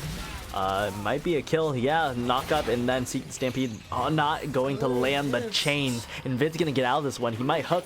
Yes, Seek the Stampede. Is he going to go in for the stun? Almost. But he needs to save the stun to get out. But the stolen Pike ultimate will take him down. Vid getting a little bit of taste of his own medicine. His hubris was his own downfall. Yeah, and now the dragon spawning in time just for Return of the Millsticks to capitalize on Vid's over-aggression. The scuttle is up. They do have vision. We'll see if Team 63 Backslash decides to contest this one. Neither top laner has TP. And, the vision is there. We'll see what happens. Meristematic does not have the ultimate available. The dragon's going to reset. Oh no, Heimel jumps in a little bit too early, but they're going to find the fight instead. Monsoon comes out. Glitter Gains going down. Heimel running out towards the backside. Sagar's Funky Mama is about to get stunned up and almost taken down. Is Tall Guy going to go for it? He's not. And the red team's going to secure the dragon for themselves. But that was pretty much what that was what Team 63 Backslash could hope for the most, just looking for kills. I don't necessarily think that they could have contested the dragon, but they found a kill and lost nothing in return, except the dragon that they were already going to lose. Let's not go down. Now Zale looking for the kill onto Siren. He's going to throw him in the Shadow Realm, going to yoink him back into range to kill him. But, Siren always a threat with that bleed, with that Noxian Rage. I believe that's what it is. But he's going to always be a threat. And I'm surprised that Zale just outrightly threw him in the Shadow Realm. Team 63 Backslash playing really aggressive, trying to contest this race camp right here. But they know that the members of the side of Return of the Millsticks aren't there to contest, so they can afford to play so aggressively. Yeah.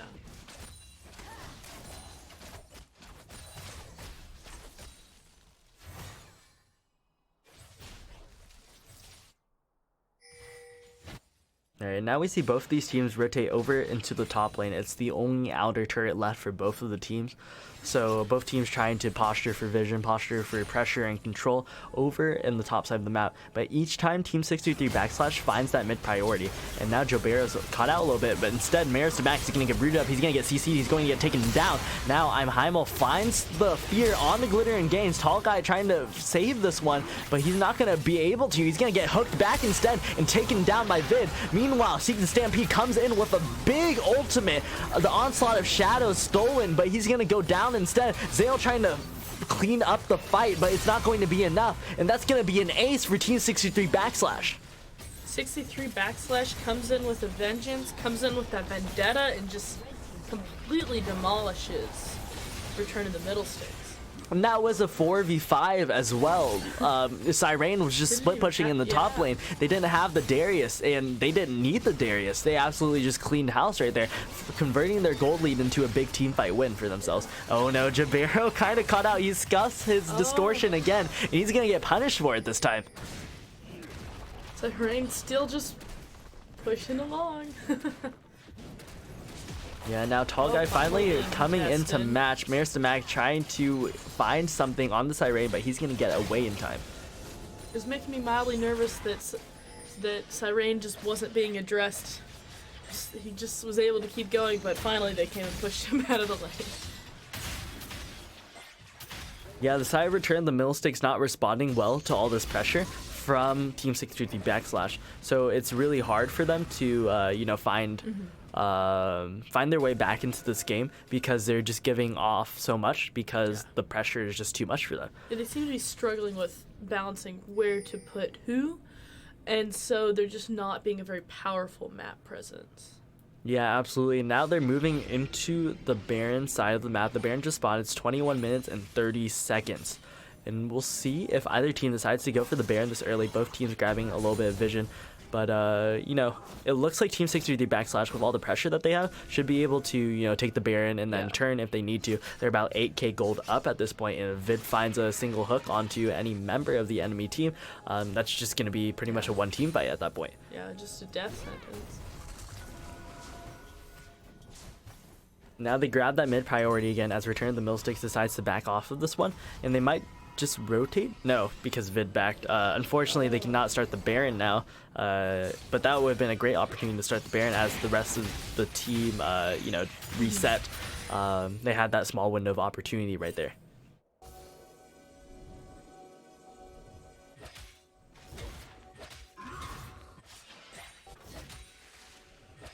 Now side of the Return of the Millsticks clearing out a little bit of vision, but as soon as vision is cleared, Team 63 backslash is going to play some more.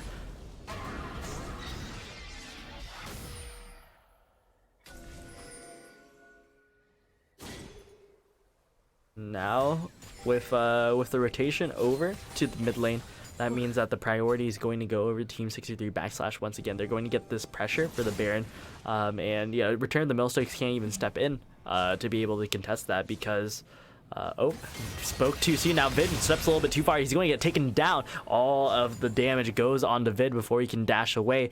And now we see Return of the Millsticks posturing up towards the Baron. Heimel is still there.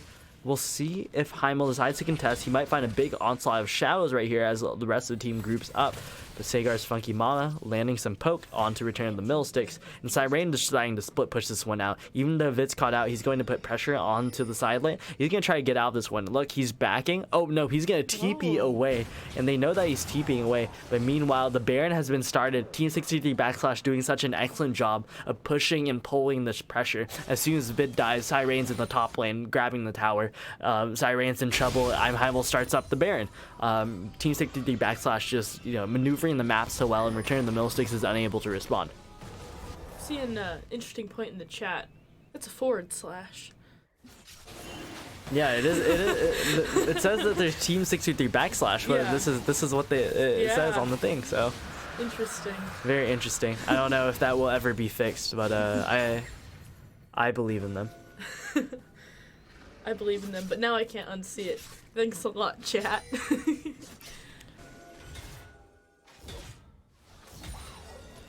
Yeah, but Return of the Millstick just losing so much farm. They're not playing to these side lanes at all, and they're just letting the side of Team 63 backslash to just bleed them out, you know?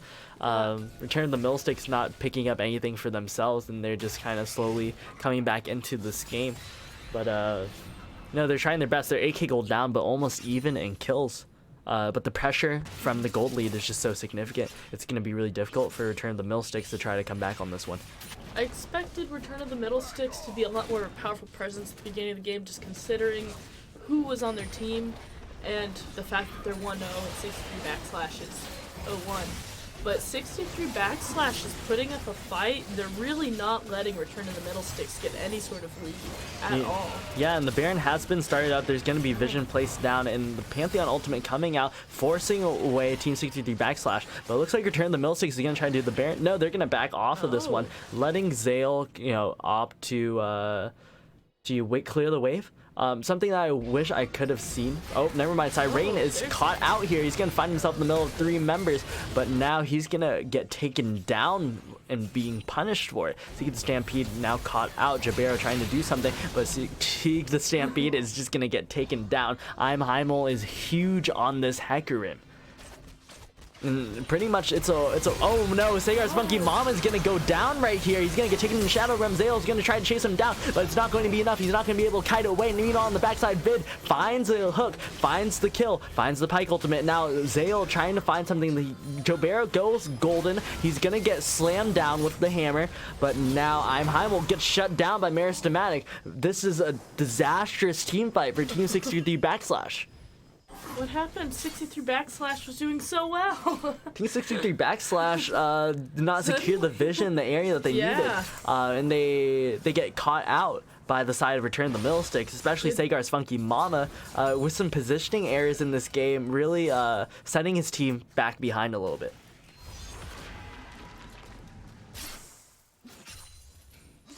It seems to be a problem that both teams are having, especially 63 backslash. They're not having a lot of vision.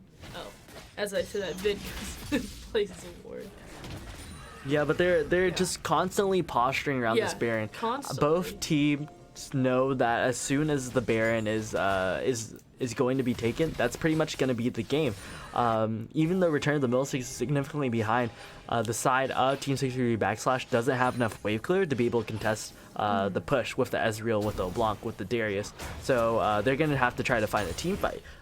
So they're using this Baron as a tool to bait the side of Return of the Middlesticks into these team fights. And it has been working so far. A lot of these team fights has been going well for them, but just one team fight that we saw went really poorly for Team 63 backslash. Just the positioning errors from the carries on Team 63 backslash is very difficult. Now Jabero taking up the Baron just for no reason. Yeah, with the mid, something that Return of the Middlesticks is failing to do each time is getting that mid priority, securing that mid priority. Team 63 backslash has lost a lot of the pressure that they had. Even though they are 8k gold up, it feels like in this game, on the side of Return of the Middlesticks, that they can win this one. They just came off the back of a really big team fight that went even for them, and that's the best they could hope for. 8k gold down, and with that big team fight momentum, I hope to see that they try to pick this one back up. They don't just roll over.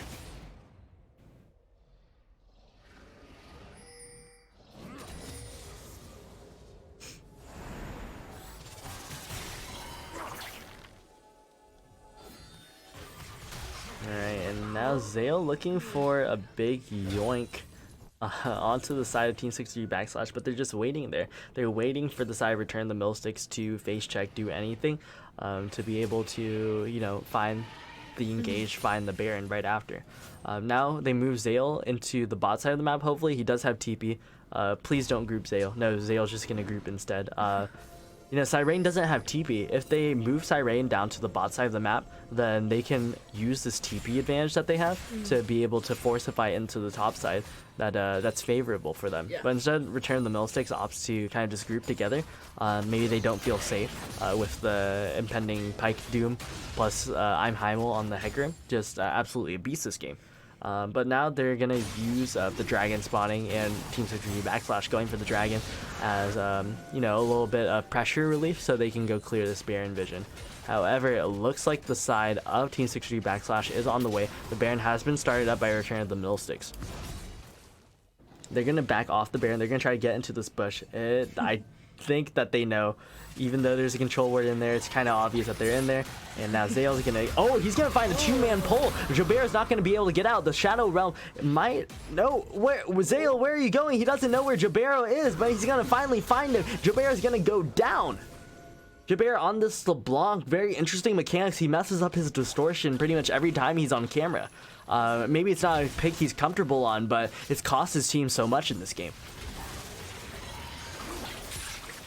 Now Vid finding another hook onto Zale. The Baron has been started up. We'll see if Return of the Millsticks decides to turn this or finish the Baron, but they know I'm Heimel isn't there. They decide to finish the Baron, but Siren is in the Baron pit. He's gonna get taken down. Meanwhile, Vid trying to find the ultimate, but he's not going to find anything. The red team secures the Baron, and I'm Heimel tries to save this one. Sagar's Funky Mama is the only member left. Maristamak looking for something, and he's going to not find it. Sagar's Funky Mama lives on this one. Sagar's Funky Mama does not go down. Sagar's Funky Mama is the only member remaining of his team, but Team 63 backslash just they don't know what to do as soon as Jobero gets picked off. Once he gets picked off, then the pressure is on, and Return of the Millstick starts up the Baron, and that means Team 63 backslash are on a timer from that point forward. They decide to send I'm Heimel into the mid lane to push down that turret. They grab the turret, but then they try to look for the Baron at the same time. They don't trade objectives, but rather they grab one and they try to fight for the other one, and that means that they split their pressure and they end up losing the fight instead.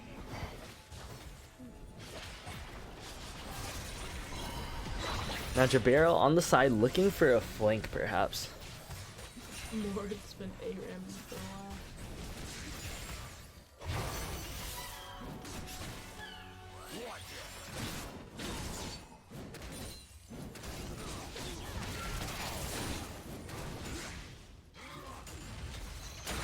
Yeah, now both teams going mid.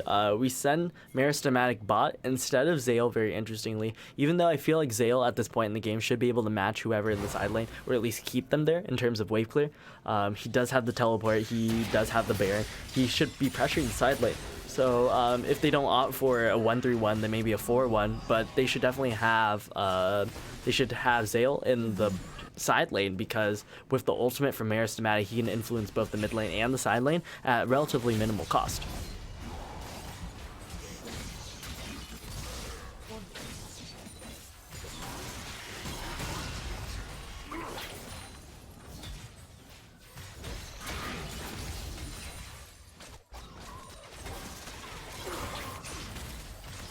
Yeah, now with the Baron Siege knocking onto this inner turret, it's going to take it down with that cannon minion. Vid looking for something. He's going to find a kill on the Zale right there pretty immediately. Ahemel goes onto the backside and he's not going to find anything. It looks like Sagar's Funky Mama is gonna take over this team fight. Nobody's really on him now. Meristematic finds him. He's going to take the kill. Meristematic was not there for the entire fight up until this point. Now Meristematic is cleaning house. It looks like as soon as he enters the fight, he turns the fight immediately for his team, and now the pressure is on. Return of the Millsticks with two members now pushing into the mid lane. They're looking for the inhibitor tower, and they're going to find it. No member is there to contest from the side of Team 63 backslash. Both solo laners are too low to contest this one, and they're going to grab the inhibitor turret and get out of this one.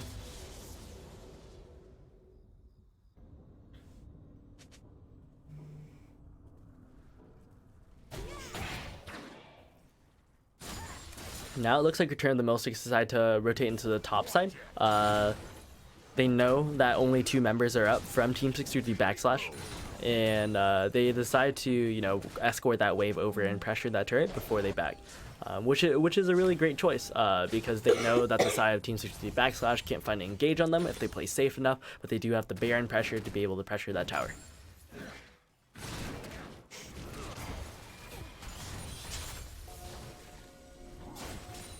Now the dragon is spawning in the next 30 seconds. We'll see what kind of dragon it is. They're rotating over what dragon. It's going to be another mountain dragon. So that could be 2 mountain dragons for Return of the Middlesticks. And for this next Baron, that would be absolutely huge. They'd be able to take the Baron so quickly. And now they have Siren on the top side of the map, who does have TP. We'll see if Team 63 backslash uses the side lane pressure, or it just decides to pull him down for the TP immediately. Yes, the TP will come out, and now I'm Heimel coming on the backside. He's going to find a big onslaught of shadows on the Glitter and Gains, who's going to go down. Now I'm Heimel on the backside of the fight. The onslaught of shadows have been stolen. Sees Stampede on the backside of the fight, and he's going to get taken down. Now Zale and Marismatic trying to get out of this one. I'm Heimel pops the GA, and now nobody's on Tall Guy. Tall Guy finds one. He's going to find another one going on to I'm Heimel, and now Zale and Jobero versus Sagar's Funky Mama. Zale and Tall Guy versus Sagar's Funky Mama and Jobero is going to be very interestingly. Now both teams are now going for the inhibitor here. Jobero is going for that mid lane inhibitor, and the same from the other side. But we see that it looks like Zale decides to TP back and to secure that one, so that way it's not a trade, unlike Team 63 backslash early in the game. But Tall Guy might get the inhibitor but trade his life. Instead, Sagar's Funky Mama is going to take Tall Guy down. And Baron is spawning soon there, but both teams need to get in there and secure that vision. But the Mountain Dragon is still up. It looks like Team 63 backslash is about to rotate over to that Mountain Dragon and secure that one for themselves.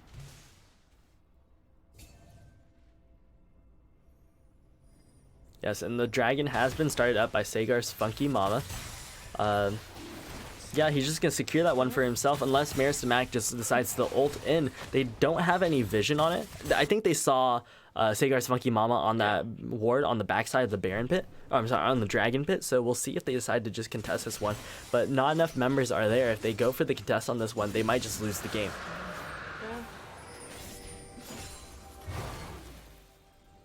And now Blue team's just cleaning up the Drakes. yeah, Team 63 4 of the backslash, 5. yeah, doing a really great job with this dragon control, picking up the dragons, using those fights to force Return of the Middlesticks off of the dragons, and then picking them up for themselves. Now the Baron has spawned. The first Baron went over Return of the Middlesticks after Jobero got caught out, and we'll see what changes differently this time. Yeah. Right now, 63 backslash. Is Jobero going for it or just going behind? Looks like. Oh, I'm Heimel. Clearing the vision. Yeah, Team 63 backslash picking up that Baron vision, securing that for themselves as the side of Return of the Middlesticks clears the way because Team 63 backslash is doing such a great job of getting this mid priority anytime.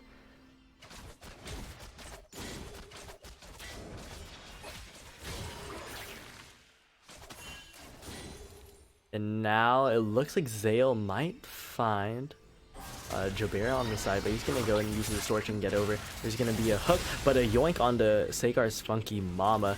And now with the mid inhibitor down for the side of Return of the Middlesticks, there's so much pressure there. And that means they just naturally get that mid priority. And that means they can translate this into this Baron vision for themselves. But Zale playing really aggressive. Did he throw someone in the Shadow Realm right there? No, he did not.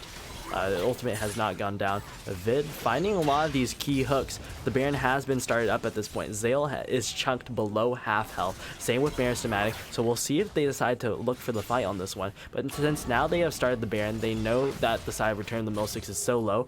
It's going to be really easy for Team 63 backslash to start up this Baron right here, force the fight, because they know even though they've been losing these fights, since Zale and Marismatic are so chunked out, they could just find the fight immediately. Look, the team's taking a reset. Return of the Middlesticks just taking complete back, and Team 63 backslash not capitalizing it on all.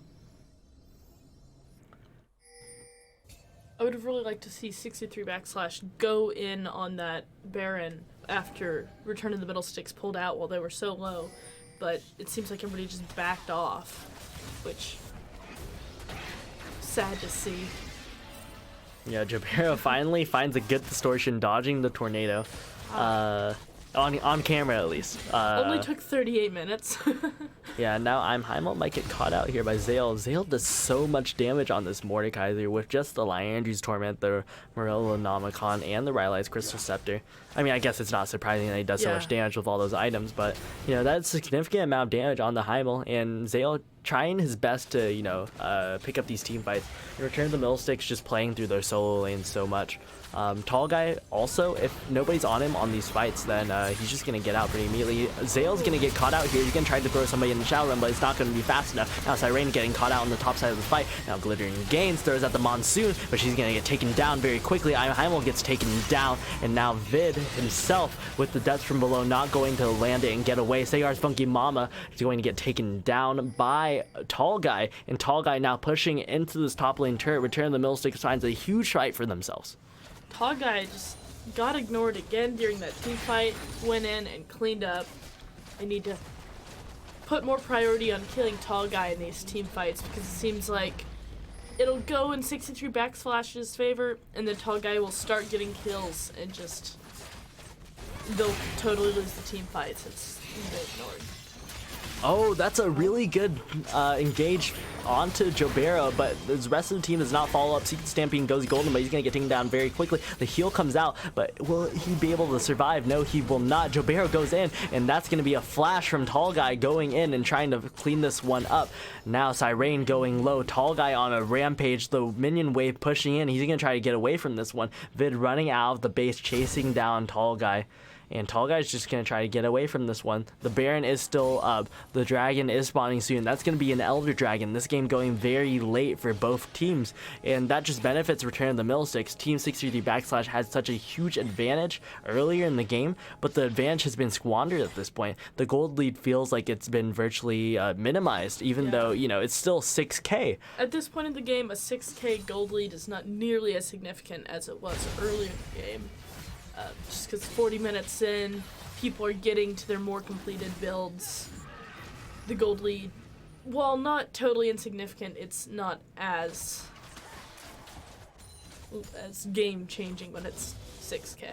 Yeah, and now the Elder Dragon is spawning. Team 63 Backslash is in position to start this one outright, and it looks like Return of the Middlesticks are starting to rotate over, but it might be too late. Team 63 Backslash takes this dragon so quickly, and if Return of the Middlesticks isn't there in time, they're just going to lose it. And that's a 4-dragon Elder. That's going to be absolutely huge for Team 63 Backslash, who's just going to go straight to the Baron now. They know Return of the Middlesticks cannot contest with this huge Elder Dragon buff. And we'll see if Return of the Middlesticks makes a desperation play right here. Looking at the map, it looks like Return of the Middlesticks might attempt to contest it, even with that Elder Dragon advantage. Maybe they'll just hang back and wait. Oh, Jobero looking for the pick onto Glitter and Gains, and the Baron just goes down so quickly. No chance of contest. There's 3 control wards in the pit last second to try to get the vision and steal it, but it's not going to be enough. Now Team 63 Backslash, just as their early game lead has been squandered, they find the position on the Elder Dragon, they pick it up, they pick up the Baron, and that's a double buff Team 63 Backslash coming at you. Yeah, Return of the Middlesticks. I bet they're getting nervous. Yeah, Return of the Middlesticks just not there in terms of objective control. They're finding these team fights. They're playing them so well. They're really playing their team fights well, but just falling behind on these objectives. Yeah, they're not getting in there, providing the vision for themselves to be able to, secure these objectives for themselves or even contest the objectives.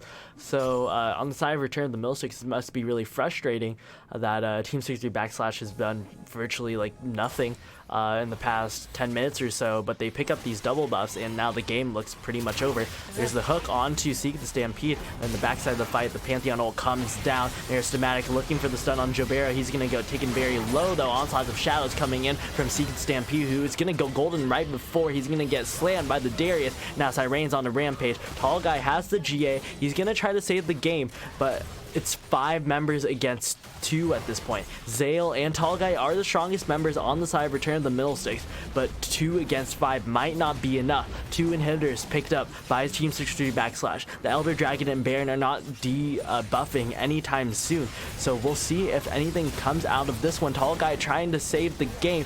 Zale going to get taken low. He's going to get golden, but now Vid's going to take him down almost with the depths of below, and Team 63 Backslash meanwhile is taking the Nexus, and they're going to take the game. 63 Backslash with the unlikely win. I did not see them winning at the beginning of the game, but they did come in. They got their little advantage at the beginning. They fell behind a couple times. They lost in the team fights, but overall they won the war. Yeah, Team 63 backslash finding themselves an excellent early game off the back of Heimel influencing practically every lane, and they just transitioned that into a big win, just like all the other teams in our gold division. They're finding these really strong early games and converting it into a win. The other teams just can't contest in the mid game. Once there's so much pressure on them, it feels like they don't know what to do. So, if you're in our gold division, then you need to be drafting these early game team comps to find these early game victories and just convert that into a win for the series. Yeah, that really seems to be a trend with these games we've been seeing is early game and objective control just immediately just determines who's the winner. Like, obviously, if you have both of those, you have a very strong advantage. But those seem to be, like, the specific two main things that we're seeing. Like, they may be less good in team fights, but with that objective control, they're just really hard to contest. Yeah, and now both Team 63 backslash and Return of the Millsticks are now 1-1 in our division going into week 3. And we're going to take a quick break before we go into our 4th game of the day.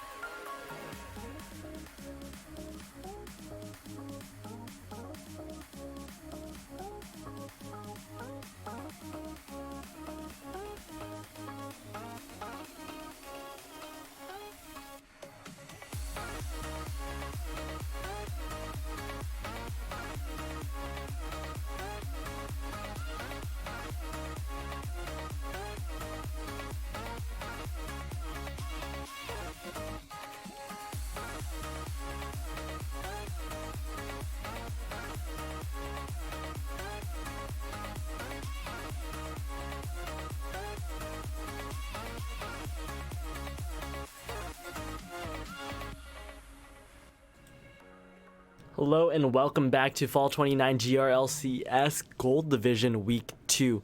And we already had 3 games today. We had Get Money Boys take down... I will remember.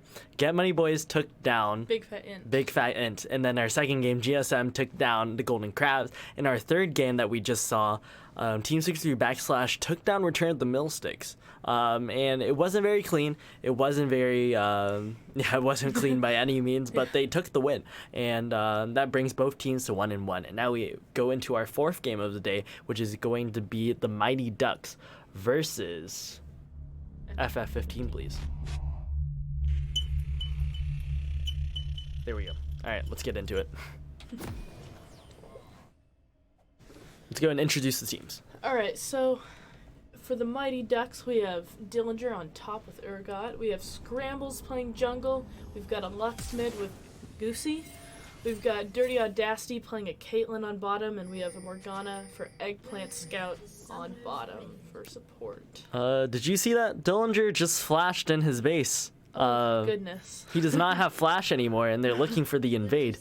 I don't know if it was a BM or a mistake, but yeah, very interesting. He does not have flash anymore. And there's the binding onto Penguin Job. We'll see if the flash comes out. There comes the flash, and he's gonna go down. Blood. He did not expect the binding to last that long, but the binding lasts so long. He should have flashed it, and that means that's first blood over to the Mighty Ducks. Let's go, and on the red side, we have FF15, please. We have Holy in the top lane on Maokai. We have Penguin Job 818 in the jungle on Sejuani. We have Blobby in the mid lane on Oriana. And we have Starfall and Bakuga on Ashe and Zyra in the bot lane.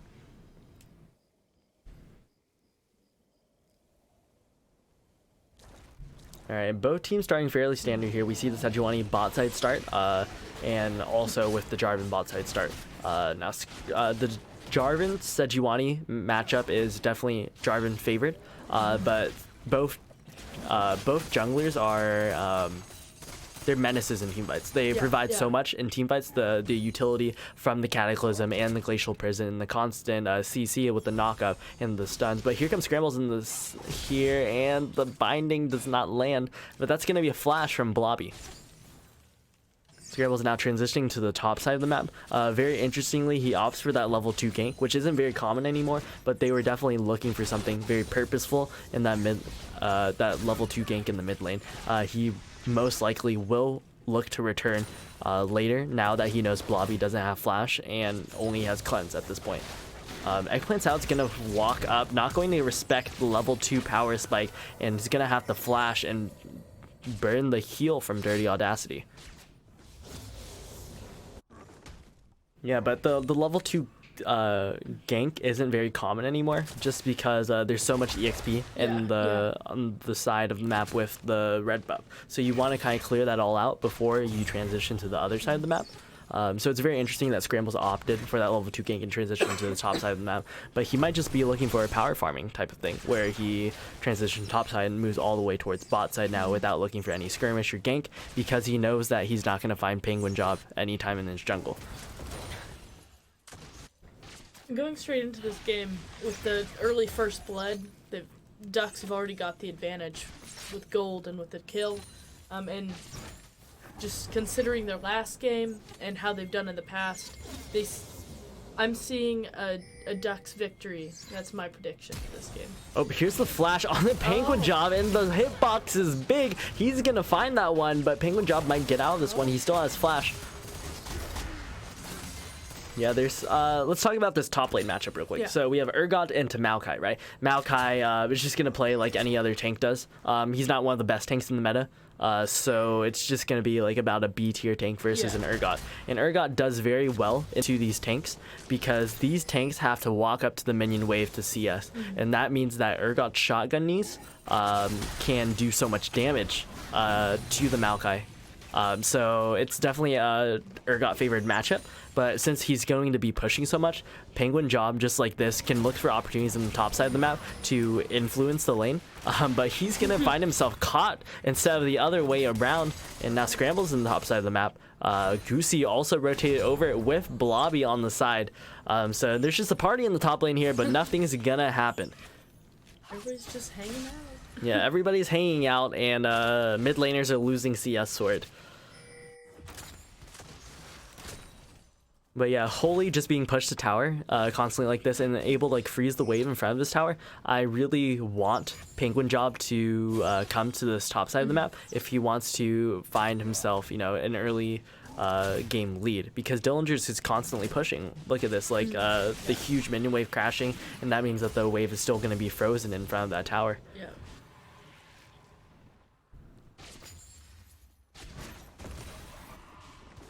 Yeah, it looked like Dillinger was going to back there, but he opted not to back. He might be looking for a specific item, or he might be able to cheese Holy. No, not anymore. But he has the Phage at this point. Maybe he's waiting for... I don't know what he'd be waiting for, because he has Phage boots, and that's the perfect back for Urgot, not being able to be kited so early, and then grabbing that Phage for that damage. So very interesting. Blobby still does not have flash, but Scrambles has not returned quite yet. Scrambles now looking... Oh, the Infernal Drake has been started up, and the binding comes out onto Starfall. Bakuga gonna zone the bot lane of the Mighty Ducks away. And now the Infernal Drake that has been started up that, you know, did so much damage to the side of FF15, please, is gonna, you know, just hurt them now. They didn't secure the Infernal Drake, so they just took all that damage for no reason. They took all the damage. They got it started, but it looks like Ducks are gonna take it. Yeah, Ducks are gonna take it instead, because they know that the side of FF15, please, is just so low. So the Mighty Ducks just swoop in and take the dragon, especially with that bot lane priority that they had. And just that natural priority from the Caitlyn Morgana lane is just very strong. Both of these lanes synergize very well together. The Ashe Zyra and the Caitlyn Morgana, they're both more, they were innovated back in the day, probably like season 4 or so, where bot lane synergies were everything. So you would pick these super strong bot lanes in the same rotation, the Caitlyn Morgana and the Ashe Zyra. But the Caitlyn Morgana is definitely a lot stronger into Ashe Zyra just because of the spell shield. The spell shield blocks so much of the Zyra damage, and it's really hard for Zyra to do anything in this lane. Also, with the Ashe arrow not being able to land on any member if Eggplant's out, can react fast enough with the spell shield.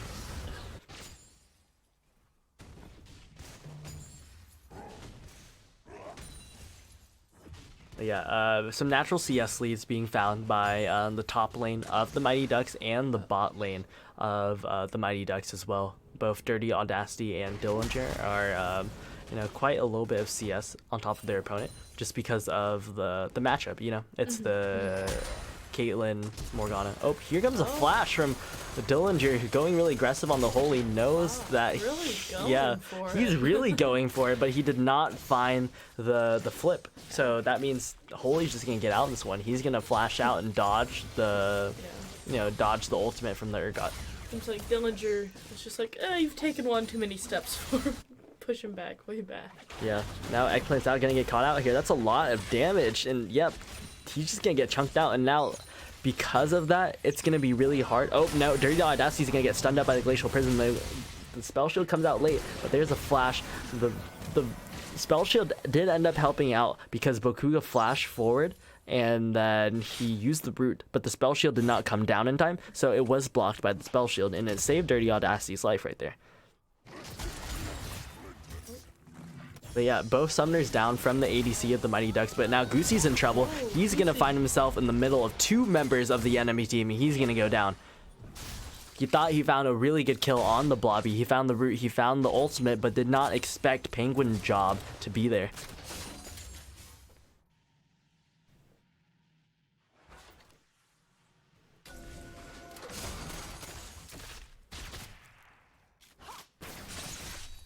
Yeah, and since Eggplant's out got chunked out so hard right there, look, he just has to step all the way back, and any priority that should be there from the Caitlyn Morgana, it's just gone at this point.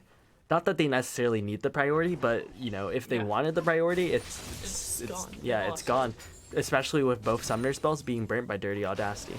Yeah. There's a control ward in the bush from the side of FF15, please. So they don't even know if they're getting ganked.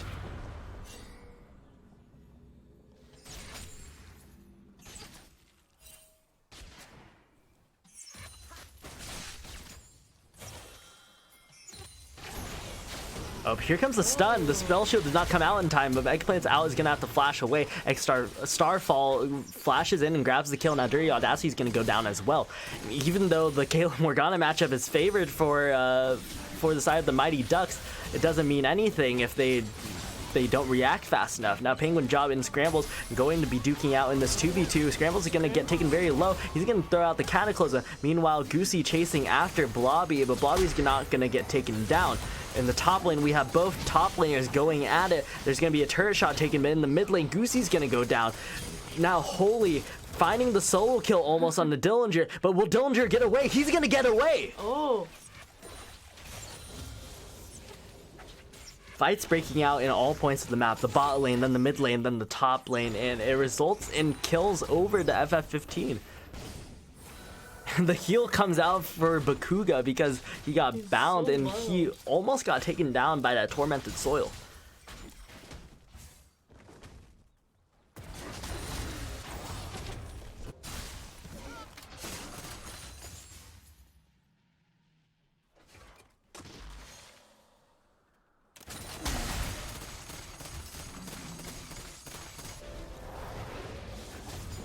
Now Dillinger, Dillinger took a really bad trade in top lane, right? He got forced away from the tower, and now Holy has so much pressure in this matchup after picking up the Ninja Tabi and now picking up Ruby Crystal and Cloth Armor. It's going to be really good for Holy in this matchup to be able to, you know, fight back a little bit. Even though he's down CS, he's come to this point in the matchup where he's able to trade back a little bit onto the Urgot. Yeah. And the dragon has been started up by the Mighty Ducks. We'll see if there's going to be contest from the side of FF15, please. It looks like they're moving into the area. Coming in closer. Yeah, but they are not going to go ignoring into them. this one. They know that they can't contest just because all members have been rotated down already. Yeah, very, very interesting that they didn't have any vision on there, but great job from the Mighty Ducks spotting that one out and grabbing another objective for themselves. See an early game objective control from Mighty Ducks. Yeah, but a lot of the early game going over to going over to Going over to FF15, please, yeah. because they're doing really well in the early game. They're finding these kills in these skirmishes. They're playing they're just outplaying in these skirmishes and whatnot. It looks like Blobby might be caught out here. Yes, he's gonna get knocked up, and Dillinger's in the area. However, the Glacial Fisher comes out. The Shockwave comes out. That's huge! And Scrambles is gonna get taken down. Meanwhile, in the bot lane, Dirty Audacity is gonna get rooted and knocked up and taken down. Penguin Job in the right place at the right time, finds the Glacial Prison and turns the fight for his team.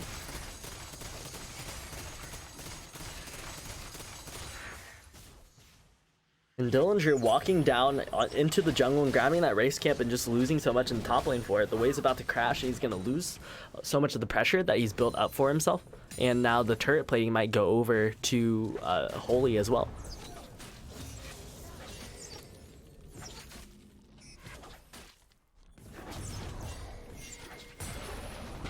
Oh no, he's going to get bound again. The ace in the hole is up if he can get Bakuga low enough.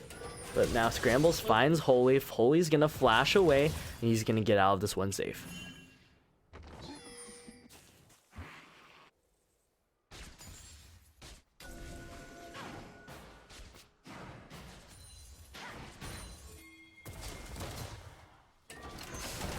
Yeah, Dillinger looking to trade really big on the Holy at this point, but Holy can trade back if he wanted to. Very interestingly, he chose to just back off of this one and take all the damage that Dillinger was giving him. But he has a Warden's Mail, he has the Ninja Tabi. He can kind of fight back on this one. If Holy wanted to, he could. I feel like Holy's probably just a little bit weary because early game he got bullied by Dillinger so much. Yeah, absolutely. It's the mental warfare Yeah. that Dillinger Yeah. put onto Holy, and now Holy's afraid to trade back. At this point in the matchup, he can't trade.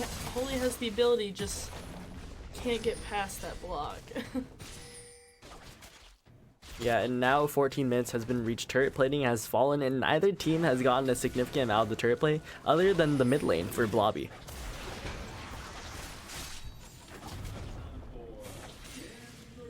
Now Bakuga going really aggressive on that controller because he knows he has the backup of Penguin Job, who is not spotted out because the control ward is there. Eggplant's out, he's going to go golden about, he's going to get taken down by Starfall.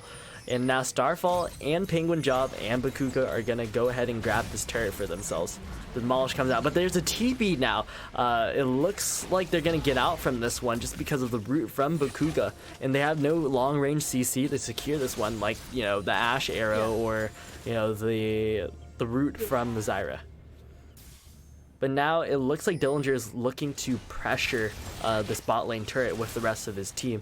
And I'm curious to see if the side of FF15 can hold this one. And it looks like they're going to try. Penguin Job goes on the Goosey. He's going to go very low. He's going to almost get taken out, but the shield comes out. And now on the backside, Holy with a big TP, finding the Maokai ultimate onto all members of the enemy team. Dillinger finding himself a little bit too far, and Starfall flashes in and grabs the kill.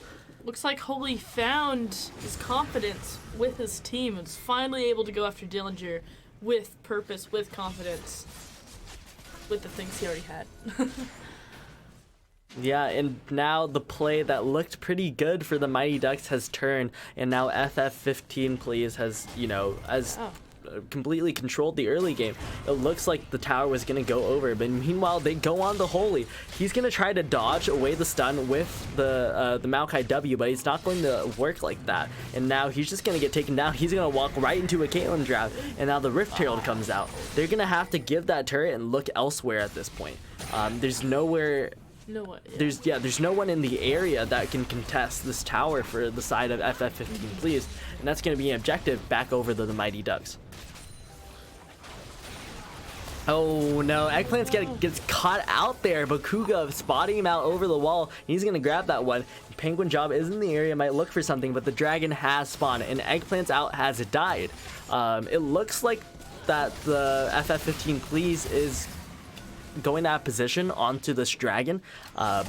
Neither team necessarily strong at this point in the game, but it looks like because of the numbers advantage that FF15 please is going to pick up this dragon for themselves. FF15? Yeah, Scramble's trying to steal it. Oh, he's going to take it down. And the Cataclysm comes out, but he's going to go down in return. Now the Ash Arrow comes out. Blobby about to take him down. The root comes out. And now the Maokai going to root him up and is going to take him down. And now Starfall goes unstoppable. On the backside, Goosey tries to find something, but he's going to get chased away by Penguin Job. That dragon steal was completely unexpected from the Ducks. Yeah, they're doing a great job stealing the objective, but they end up losing so much in return. They're losing their people, but they're still keeping that objective control. Yeah, now Goosey finds a two-man root, and now, that's gonna be the bind onto Blobby, but he has cleanse. He's gonna get out of this one. The cleanse is just such a good pickup against the Lux in the mid lane because the binding hitbox is just bonkers, and it hits through 2 targets. So if you're standing behind him, you might just accidentally get bound. Yeah. And if you get bound, you're gonna get absolutely chunked. So having the cleanse is a really good move. Very, very, very good move.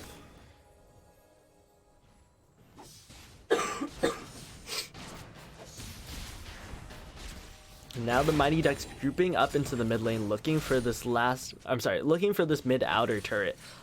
They don't know that Scramble's over on the other side of the wall, but it does not look like Scramble will want to go in, just because the minion wave is gone and pretty much all members of the enemy team are there to contest this one. So both teams going for a light reset here. They're doing that NA ram, and just going for this mid outer turret. Both teams are just losing so much EXP and gold in the side lanes. it doesn't make sense. Oh yeah. Now the Asher comes out, Dirty Audacity of the Spell Shield comes out, but it's not going to be enough to block all of the damage. Now Blobby going to take that one. Penguin Job moves forward, does not have the Glacial Prison available, and is going to force the flash away from Eggplants out.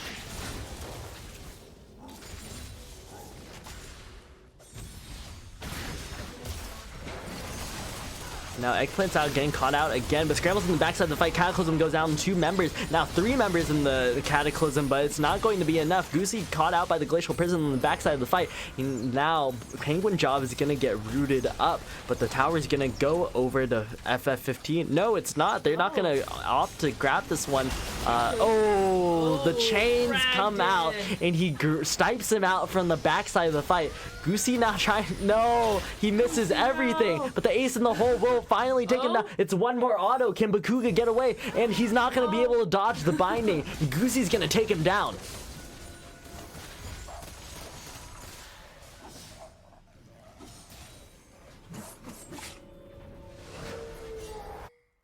And now the Mighty Ducks finding some kills over for themselves onto the mid and support of the enemy team. It gives them a little bit in this matchup. And I mean, last week on stream, we saw the game that the Mighty Ducks played. We saw that they kind of fell behind the early game just like this, but they clawed their way back into the game with that Nocturne so expertly. But this game, they don't have the Nocturne, so I'm curious to see if they can come back in that similar style of, you know, turtling and finding those really good picks. But with Scrambles on this Jarvan, it's going to be a lot more difficult because, you know, he doesn't do nearly as much damage as the Nocturne. I'm interested to see if they can claw their way back up like they did last time.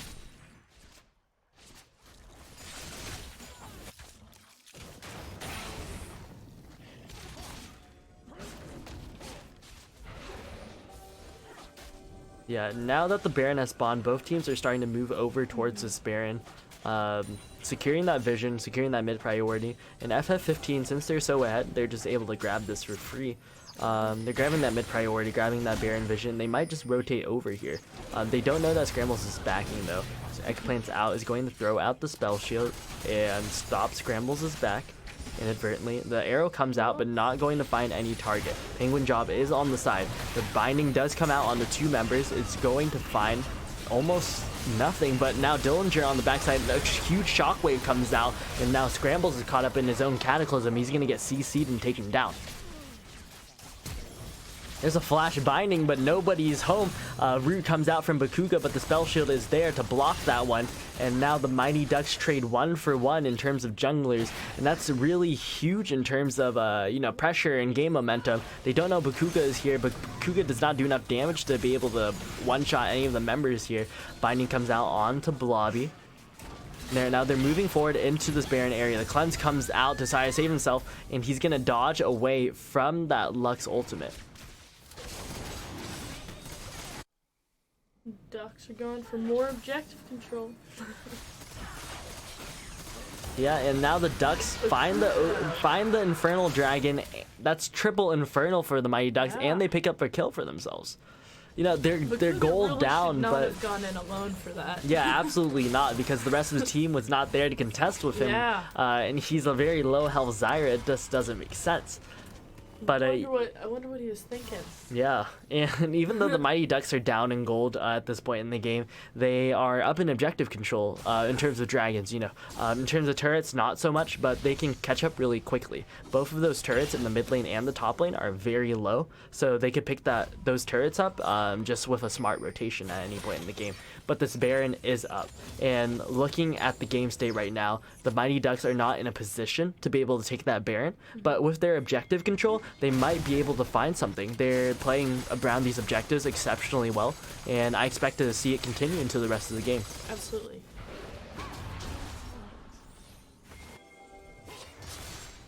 Now Scrambles looking for a pick onto Bakuga, and the ace in the hole is going to come out and almost take him down, but Penguin Job's going to dash in front and take that one, but Goosey's going to take him anyway. And now Dillinger on the backside is going to flash over looking for the anything, but he's going to get stunned up by the Glacial Prison. Meanwhile, Scrambles goes in the backside. He's going to find himself in the middle of 3 members of the enemy team. He's going to go down. Penguin Drop trying to turn this one. There's a stun coming out on the Dillinger. Head plants out, goes down. Now it looks like Dirty Audacity is going to be solo pushing in the mid lane while the rest of the enemy team grabs Baron. Goosey trying to stop this one. Goosey trying to do whatever he can, but he misses both of his skills, and he can't do anything. He's going to get chased down by Starfall with the slows, and now FF15 is going to pick up the Baron.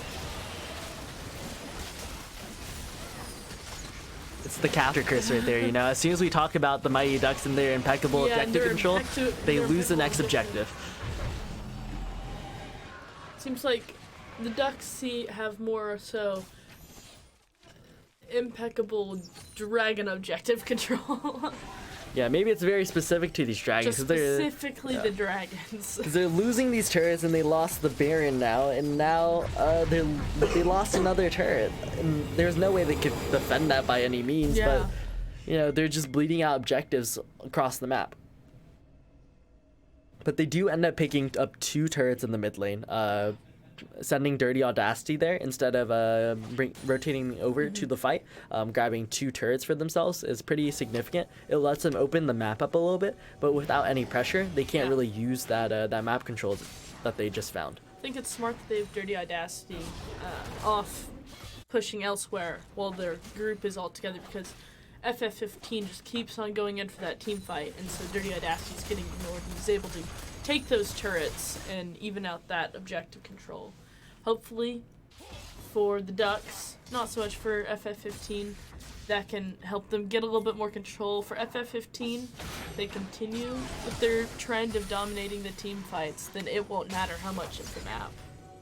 Ooh, 2 big ultimates miss from the side of FF15, looking for the pick on the Scrambles, but he barely dodges out both of those. And that's 2 key ultimates that they've been using to find these picks in these fights that have, you know, been so good for them. Now Goosey is caught out here. He's going to get rooted up and stunned up right here, and he's going to get taken down. Not going to take anybody with him. Got a little loosey-goosey there. Yeah, the ace in the hole comes out, and Bakuga barely lives. He's 1 hit from death. And now Dillinger rotating over towards the mid lane, trying to hold this one. The Baron minions are there, but the wave has been cleared. Meanwhile, in the bot lane, we see Holy pushing by himself, and Scrambles is going to match.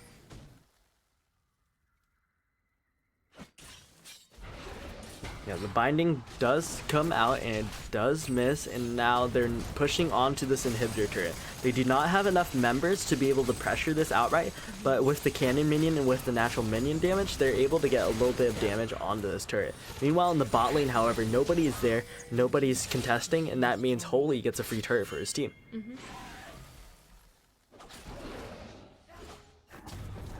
Yeah, Bakuga waiting in that bush, but did not realize there was a control ward in there, spotting him out. And Goosey is gonna take him down. He's gonna get greedy for your control ward, and Bakuga's gonna get punished for it. There's absolutely no reason why he shouldn't be punished.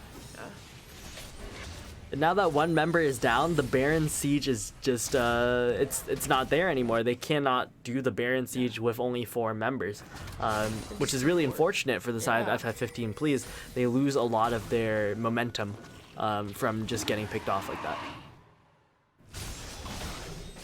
Now, it looks like the first dragon in the game is going to go over to the side of FF15. We'll see if the Mighty Ducks contest, and they will not be able to. Nope. Yeah, they won't be able to contest this one. And, you know, it looks like FF15 Please has kind of found their footing in this game. They found a lot of control, and they're just trying to push and close this one out at this point. But the Mighty Ducks have proved that they're really great at turtling. They're really great at playing from behind, Yes. as seen by last week. So I'm curious to see if the Mighty Ducks can come back on this one. Yeah, FF15 may have more lead in this game right now, but Mighty Ducks sure are putting up a fight.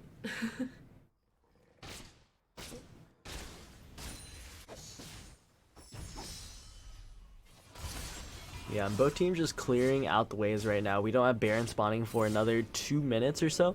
So I wonder what the side of of FF15 will do without finding those picks. They do have the Ash Arrow available, so anytime they spot out a member, they could just do the Ash Arrow, do the Glacial Prison, and just chain the CC. But if they don't find that, they're not going to find anything for the rest of the game. The side of the Mighty Ducks has so much wave clear that they're just able to just stop the push completely every single time.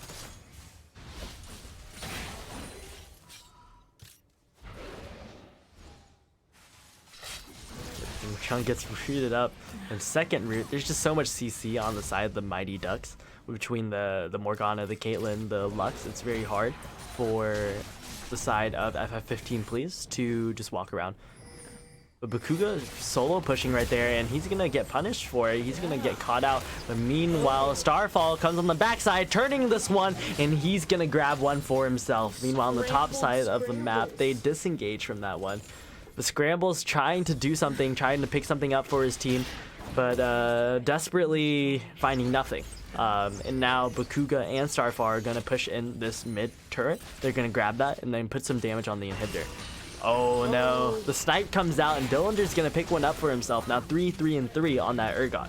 But since they rotated so many members over to the mid lane, they lose that top lane turret. Yeah. And FF15 please doing an excellent job of playing the map, you know. They are sending some members over to the mid lane while also sending members over to the top lane and putting pressure in both lanes. And the Mighty Ducks aren't responding very well. FF15 seems to have a pretty good awareness of where the Ducks are grouping up and taking advantage of the neglected areas.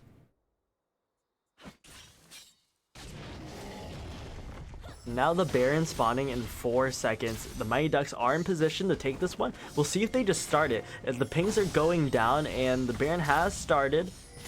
Yeah, but they're taking it so quick. There's 3 Infernals and a Mountain Dragon, and FF15 is not in position at all to take this one. Is coming, but they're not gonna. Yeah, the Maokai ultimate comes down though. They're gonna find just the root on the Dillinger, but now we'll see if Holy commits this one. He's gonna have to. No, he's gonna flash away instead. But again, the Mighty Ducks with that great objective control, they pick up the Baron for themselves without any knowledge from the enemy team. They secure that vision, and as soon as the Baron spawns, they just grab it. Just come in. Baron's up. As soon as Baron was up, Baron was back down. Yeah, and they do so much damage because of Dillinger and Dirty Audacity just built into their kit with the autos, you know. Yeah. It's really hard for the side of FF15 please to contest if they're not there pretty immediately. You saw how fast that Mighty Ducks took that one. Yeah. And now with this Baron, we'll see what they decide to do. It looks like they're grouping up towards mid and looking for these picks. They know that if they separate, they will get picked off by that Ash Arrow, by, you know, the Maokai ultimate, by the Zyra root. So they need to group up here and, you know, try to push down this turret with the Baron minion.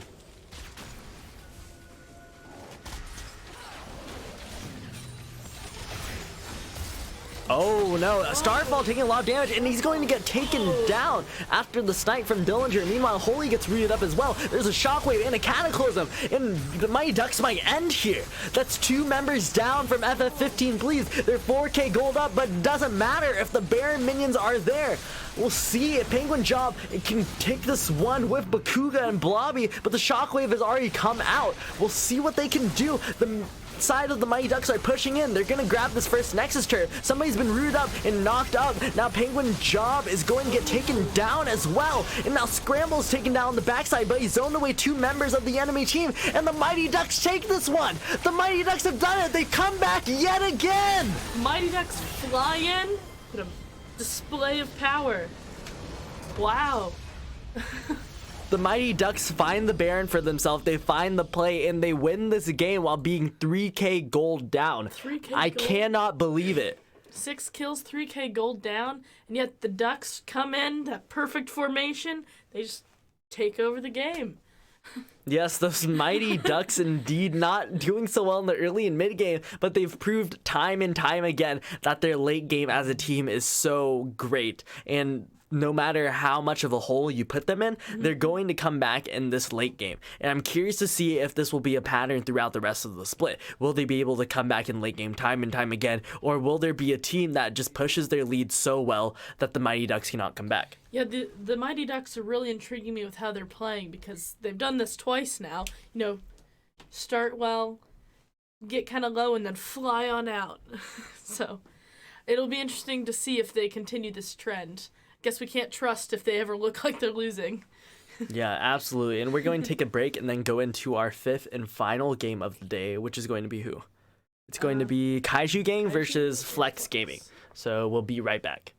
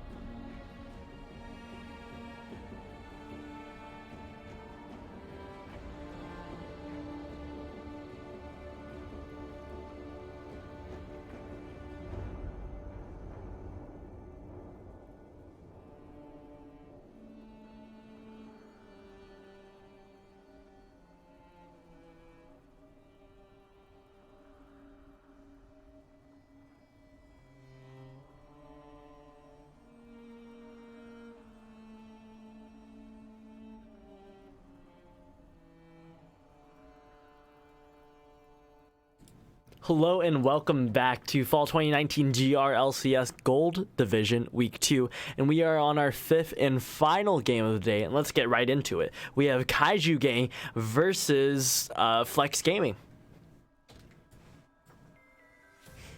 Let's go and introduce the teams. Yeah. So on Kaiju we have It's Fox on top lane with Gnar. We got Godzilla playing jungle, Tilt Proof in mid, January in bot, and Crexen on bottom. Yeah, I've been saying CRXN. I've been saying all of the letters. I don't know. CRXN. I don't know how he wants me to pronounce it. CRXen or Crexen, I'm And not I'll sure. say CRXN. But on the red side, we have Flex Gaming. In the top lane, we have Horny Yordle on Urgot. In the jungle, we have the Alpha Kraka on Warwick. In the mid lane, we have Flex Echo on Fizz. And we have Coco Mobreezy and M-Love in the bot lane on Caitlyn Morgana. And once again, we see the Caitlyn Morgana. You know, we see the strength of that synergy where the Caitlyn Morgana just has so much threat. As soon as the Morgana lands a biting, it's pretty much a guaranteed kill or summoner spell, especially in the early game, versus that Twitch Lulu, which again has a lot of synergy, but not nearly as much as the Caitlyn Morgana. And the Twitch and the Caitlyn matchup is very similar to that Ezreal Caitlyn matchup we saw earlier in the day, Yeah. where Caitlyn's range is just so massive early in the game, so it's going to be really difficult for January to find anything, especially because Twitch doesn't have nearly as much power in the early game as Coco Mobreezy on the Caitlyn. Let's hope that, or for Coco Mobreezy, it'll have to start with the advantage in the beginning and then just have to keep it up in order to keep that bottom lane. But if January can get any sort of legroom, it'll be harder for the catch up. Yeah, absolutely. And now in the mid lane, we have Flex Echo, not on Echo. Last week he was on the Echo. I assume he's an Echo main. I haven't done my research, but he was on Echo last week, but this week he's on Fizz. So it looks like he's going to be having this champ pool that's going to be, you know, this kind of like AP assassin kind of thing, where with the Echo, with the Fizz, where he's just going to try to go in and try to solo carry this thing. And last week, versus the Mighty Ducks, he didn't do a great job, but he definitely was something to know. He put pressure on the other team with that AP assassin pick, and it's always something you have to think about, whether you can get one shot or not by this mid laner, by Flex Echo. In the jungle, though, we have Warwick versus Sejuani, and Warwick isn't something that we see very often, right? Warwick is a very unpopular champion, Yeah. but he will do a lot in terms of later in the game once he hits level 6. However, January flashes in on M-Love, who's going to have to flash away, and then they turn on the Coco Mobreezy now. Is he going to get slowed up? He is going to get slowed up, and he's going to have to burn nothing at this point. He's going to burn his heal, and he's going to get out of this one. But the side of January and CRXN playing so aggressive, they know their key, their points in this matchup where they have the advantage, and they take advantage of it. Oh, January. Yeah, and now Coco Mobreezy and January going very low. January, like, he went super aggressive there. And now Alpha Kraka in the top lane. But It's Fox does have his jump. He's going to get feared away. Oh, does he not have his jump? He must have used his jump already because, yeah, he could have jumped there. But he got chunked instead, but he did not have the burn flash. It's always fun to see Warwick in a jungle because you don't see him often. When somebody can play him really well, he's just an absolute menace that just destroys. Yeah, So it'll be interesting to see how well this Warwick is played. And he does play somewhat similar to the Sejuani, Yeah. where he has similar gank patterns and similar, you know, power spikes as Sejuani. But in the team fights later on, he's not nearly as useful Yeah. as that Sejuani. He has that, you know, he has the fear, he has that suppression from his ultimate, but it's not as much as the utility of the Sejuani. Yeah. So he's definitely on a timer, you know. He's gonna match Sejuani in every way up until you know these points where the big team fights happen. And if Sejuani over Godzilla plays it exceptionally well, then the Alpha Kraka can't really do anything to match on that pick. So the rest of his team will have to pick up that one. Yeah, Flex Echo getting bullied pretty hard by Tiltproof, but Tiltproof also running low on mana now. He does not have TP, so he's not going to be able to get back very easily, but now Junior goes on to Kokomo Breezy, who's going to flash away, and he's going to get away from this one, but he did burn the flash, and now next time Junior and CRXN pull that one, then it's not going to be so easy for the bot lane of Flex Gaming to get away. Oh, now Flex Echo going very low, but there's no combat summoner from the side of Tiltproof to be able to be used. He's gonna use the pull to get away. I'm loving these skins. Yeah, all these skins are great except for the Twitch-based skin.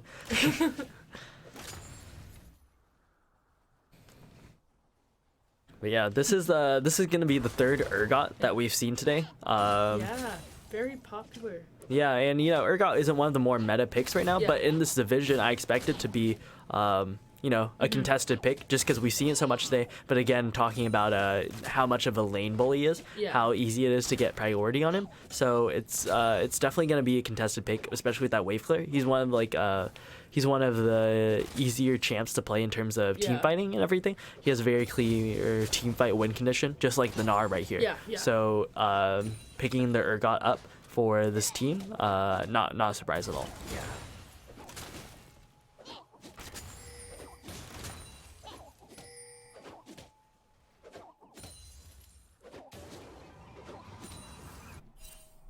Yeah, now Junior looking onto Kokomo Breezy and Emma, and something really smart that the bot lane of Flex Gaming has done is place a control ward in that back bush, and that control ward is going to spot out the Twitch anytime he goes invisible and goes into that area. I wish that they would have placed the control ward maybe a little bit further towards the lane of the enemy bot lane, or at least towards the outside a little bit. It's basically in the back corner of that bush, which it's still useful, but it's not nearly as useful as it could be. But it is really smart to place that control word there. Now we see the Alpha Kraka has started up that Mountain Drake. He's gonna solo that one out at 7 minutes, and that's gonna be pretty huge in terms of later in the game because it's that Mountain Dragon. It's something that scales up really well, but it doesn't seem like any of the lanes other than the Caitlyn Morgana lane is going to be able to use that earlier in the game to get that damage to structures. Maybe if they decide to go for a Rift Herald pretty soon, then it could be useful. But other than that, you know, the Fizz isn't going to be able to push all the way. The Urgot isn't going to be able to push all the way as we've seen in the top lane. So I'm curious to see, you know, how they use it. And look at that damage to that bot lane turret. Kokomo Breezy just pushing this one in. And without the cheese from the Twitch to help them, then it's going to be really hard for that rat to go anywhere in this lane. Yeah.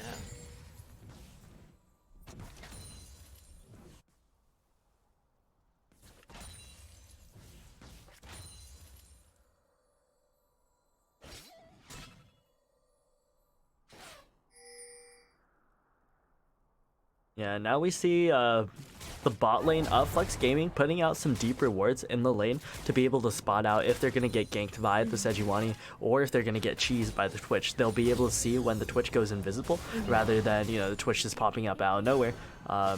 But they go really aggressive here. They hit level 6, but that's a lot of damage on the Kokomo Breezy, but he's not going to get killed quite yet, and he still has the heal available to him, but they're going to get forced out of lane right here, which is going to be really important for the Twitch because, you know, Twitch is a scaling champion. Any kind of room in lane that he can get is going to be really huge, and he actually found himself a CS lead at this point, so that's absolutely huge.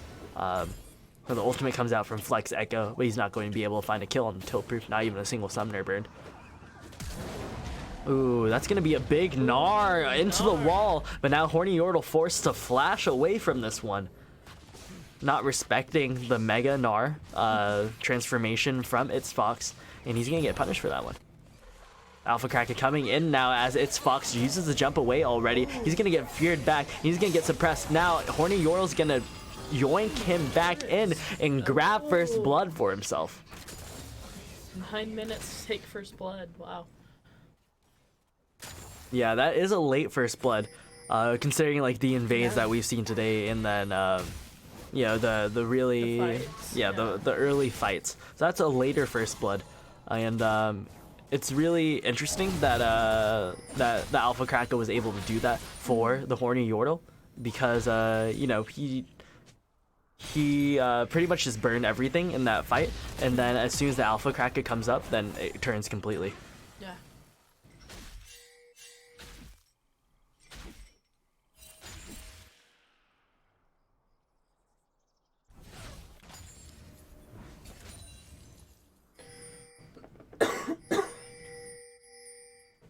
Yeah, and now so Godzilla is on this Sejuani pick again. I believe he was on the Sejuani pick last week, but he wasn't super impactful. And it doesn't seem like he's being too impactful this game as well. He's just kind of farming, and now that he's level 6, he might look for something, but he's just been farming from this point and then past. So Sejuani is one of those picks where it's kind of important to coordinate with your solo lanes to be able to set up those ganks. He tried to do something earlier in the bottom lane with the Twitch Lulu, but the lane was not in a position for him to gank.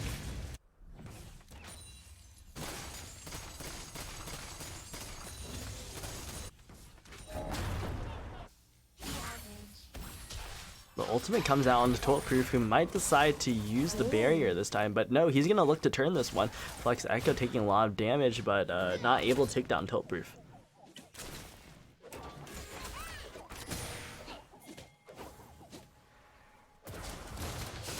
Yep, and now Horny Yordle taking a lot of damage. They're turning into the minion wave here, but it's Fox about to transform into that Mega Gnar. And Horny Yordle does not have Flash this time, so if he does not respect its Fox on this Mega Gnar, it will be disastrous.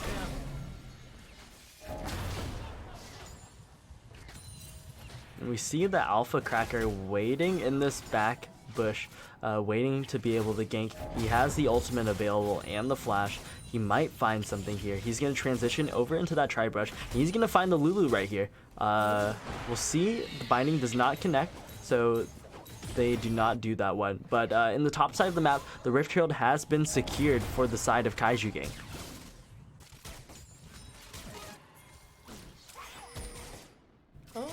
And now the Rift Herald's going to be dropped before 14 minutes. Really smart. They're just going to grab this turret outright. Horny Yordle had to back from taking a bad trade, and now he's just going to get punished for it. They're going to grab the free turret. And now Emla trying to turn this one. January going low. He's going to go golden, but now January stunned up, and he's going to have to back off of this one. We see Tiltproof roaming down. He has a shockwave available, but we'll see if anything comes of it. Now on the top side, Glacial Prison comes out. Horny Yordle going low. He's going to get knocked into the wall, and now the Rift Herald's going to charge in the second part of the turret. The Alpha Cracker in the bot lane now. He's gonna grab a kill for himself but go down, but now that's 2 turrets in the top side of the map for Kaiju Gang, and Kaiju Gang is gonna keep pushing. Nobody's gonna be there to stop them. Flex Echo trying to find something on the Junior. The Ignite comes down. He might be able to grab this one. It's one more auto, and he's gonna take that one. And Flex Echo turns it for his team. But now that both teams are 3-3, but meanwhile on the top side of the map, the Rift Herald knocks down the turret. That might be 3 turrets at 13 minutes for the side of Kaiju Gang, and it will. Wow. Look at this. No, they're gonna back off of this one, but that's practically the turret already, and that's a huge Rift Herald play. Wow, I'm glad to see that Godzilla decided to start playing League and stop playing Stardew. Because he really made a big difference when he did. Yeah, he picked up the Rift Herald and then went towards the top lane. The Horny Yordle then gets caught out. He doesn't respect Godzilla and its Fox enough to back off that one and just hold against the Rift Herald. He gets caught, and in return, that means the Rift Herald gets the second turret and then gets a knock onto the third turret. And look how low this inhibitor turret is. Honestly, its Fox could be able to grab this one by himself, as long as there's wards in the red side jungle. Because he's winning that matchup really hard into Horny Yordle. Yeah, now CRXN clearing out that control ward for January, who's going to try to get into that bush as soon as he can. The invisibility runs out, and that means the timer for their attack will run out as well.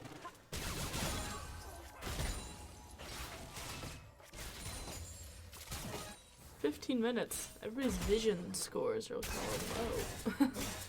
Doesn't seem to be anybody's priority at this point in the game. Yeah, the person with the highest vision score in this game is actually Coco Mabrizi, who's the ADC for Flex Gaming. So Really well not done shoot by this him, back, but I suppose. Well done, Kokomo Breezy. Yeah. All right, now January about to go on to Kokomo Breezy. No, he's gonna go on to M-Love instead. The ultimate comes out. He's gonna try to find something. The spray and pray now. Now Kokomo Breezy going low, but January forced to get out of this one after the ultimate comes out from CRXN.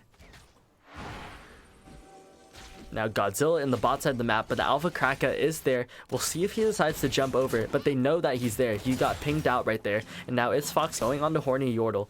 And he just does so much damage at this point in the game with that Black Cleaver and that Jarm's Fist. That's an incredibly early Black Cleaver and Jarm's Fist at this point in the game because he grabbed all the free gold from the turrets in the top lane. Now he's just pushing in the Horny Yordle. He has the wave clear.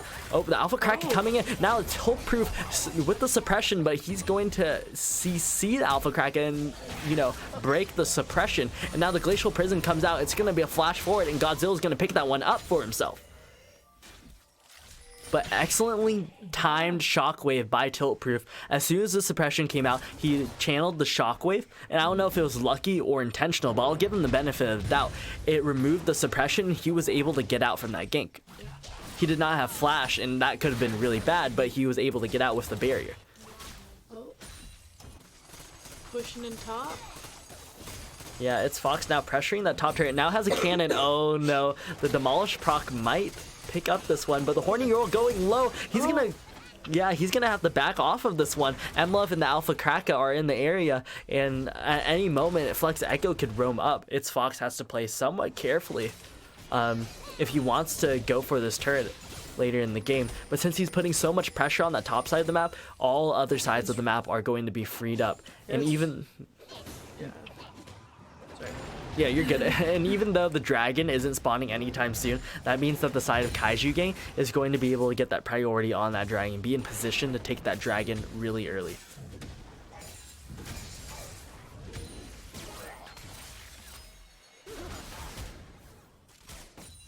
Yeah, January doing such a great job on this Twitch in this matchup. It's quite a surprise that Kokomo Breezy and M-Love are losing this one. But January and CRXN doing a great job finding their points, finding, you know, when Twitch can go invisible and, you know, use the spray and pray and, you know, take down the enemy team. But now Tiltproof finds himself in trouble. He gets a lot of damage coming out from Flexo, who's gonna force the flash from Tiltproof. And now Godzilla's in the area, but Alpha Kraka looking for something. He's gonna have to try to go, but he's gonna miss his ultimate onto Tiltproof, and Tiltproof's gonna get off away from this one. But now it's Fox's here going on to Alpha Kraka. Alpha Kraka's gonna get out, but the ace in the hole is gonna shut down Tiltproof.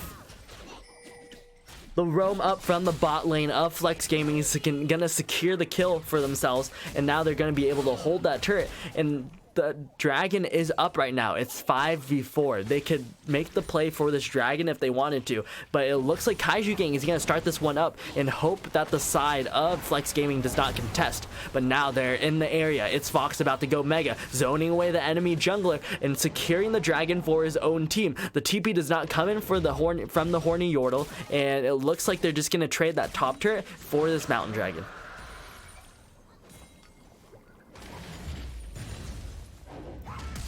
Oh, that's a flash forward from It's Fox, who just timed out on the Mega Gnar. He's mini now, and now he's gonna get stunned up. That's the ultimate coming out from Flex Echo, and he's gonna take him down, not even needing the ultimate.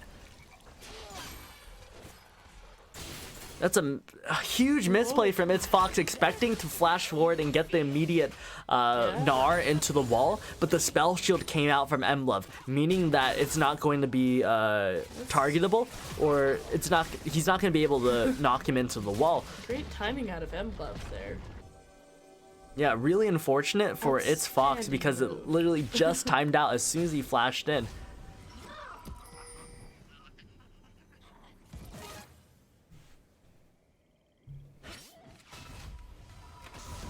So So now moving into the next part of the game, moving into this mid game, we want to see January and CRXN roaming to other parts of the map and influencing in these big team fights. We haven't seen any huge team fights from them yet, but I expect them to be able to dish out a lot of damage because the Twitch is sitting on this Infinity Edge and components of his next item along with the Berserker's Greaves. He's a little bit ahead of this Caitlyn. But with the Lulu buff and with the Arden sensor, he's going to be doing so much in these fights, nobody gets onto him. And on the side of Flex Gaming, who can really get onto him? It's the Fizz with a flank or the Warwick with a flank. But if they ward these flanks well, then they won't really be able to find their way onto January on this Twitch.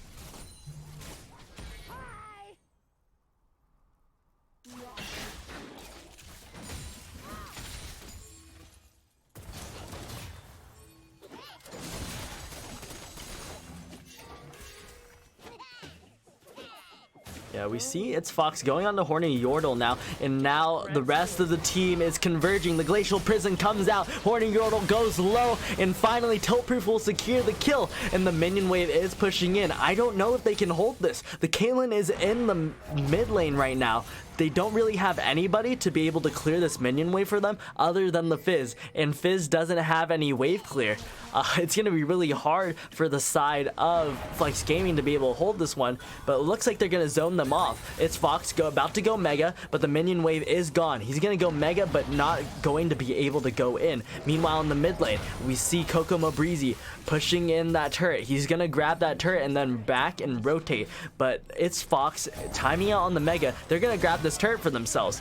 Kokomo Breezy isn't there. They know that. They're going to grab the inhibitor. Alpha Kraka trying to find an engage, but he's going solo. A huge shockwave as a 3-man shockwave on the M11 Horny Yordle. And on the backside of the fight, Flex Echo finds a kill, but that's all they're going to find. Horny Yordle finds the kill onto Tiltproof, but he's going to get taken down nearly, but he's going to get away from this one. Nobody gets on the January. A huge shockwave, and that's a huge fight for Kaiju Gang. They're going to end up backing off this one. They grab the inhibitor, and now they need to take a reset. The Baron is up. It's 21 minutes and 30 seconds. In all of our games today, we've seen very early Barons, and I don't think this game is going to be any exception. Yeah.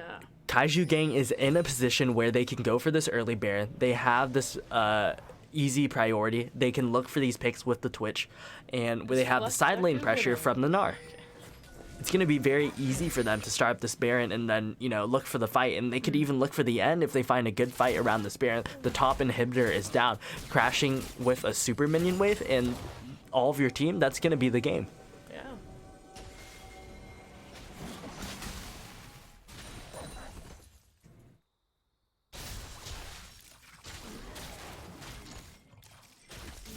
And they move its Fox into the bot side of the map right now. They move him to the bot lane, right? It's clear that Horny Yordle cannot hold against Fox by himself. Just at this point in the matchup, its Fox does so much damage to Horny Yordle that if Horny Yordle even steps up to the wave, he's going to get demolished. So they have to send multiple members to go stop its Fox. That means the other side of the map, they can go play on the Baron. They can start up the Baron and then threaten it, and then as soon as they see 2 members in the bot side of the map stopping its Fox, that means that it's a free Baron for them. If they contest, then you turn on them, and that's a 1-team fight at that point. Oh no, MLF caught out here. The Glacial Prison not going to come out. It's going to come out late, but it's not going to find anybody, but they're going to take down MLove anyway. They find a pick here, and they're going to grab this turret for themselves very nicely. Look at that ultimate from Fizz. The Chum the Waters does no damage to Tiltproof with that shield, and now they're pushing into the mid lane. It's Fox in the bottom lane right now. We have Kokomo Breezy backing at this point, but Tiltproof trying to find something. They're rotating over to that bot lane right now. They almost catch him out, but his entire team is there, so they cannot. There's 2 minions that made it to that bottom wave, so somebody's gonna have to catch that, or it's gonna take a little bit for that wave to come. Yes, it looks like Godzilla comes up and clears the wave. And now all members of the enemy team are up. Kaiju Gang are looking to siege this turret, but with the wave clear from the Caitlyn, I don't know if it can be done, but it looks like they're going to respect Kaiju Gang enough. yeah, they're gonna respect Kaiju Gang enough to let them push this one in, and you know, they're gonna head back for this Cloud Dragon now, and now both teams are gonna be even in terms of Drakes.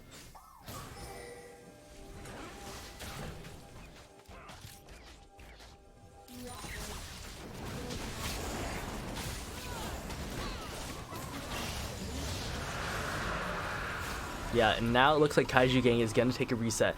With all the objectives on the map, the Baron is gonna be the juiciest. That's gonna be what they want. They're gonna be playing for this Baron right here. They still have TP on its Fox. They can send him into the bottom lane and just play through Baron. If anybody comes to stop its Fox, he TPs over and he wins the fight for them. He's just so strong on the split push, doing so much pressure that it's gonna be hard for Flex Gaming to contest a Baron from Kaiju Gang.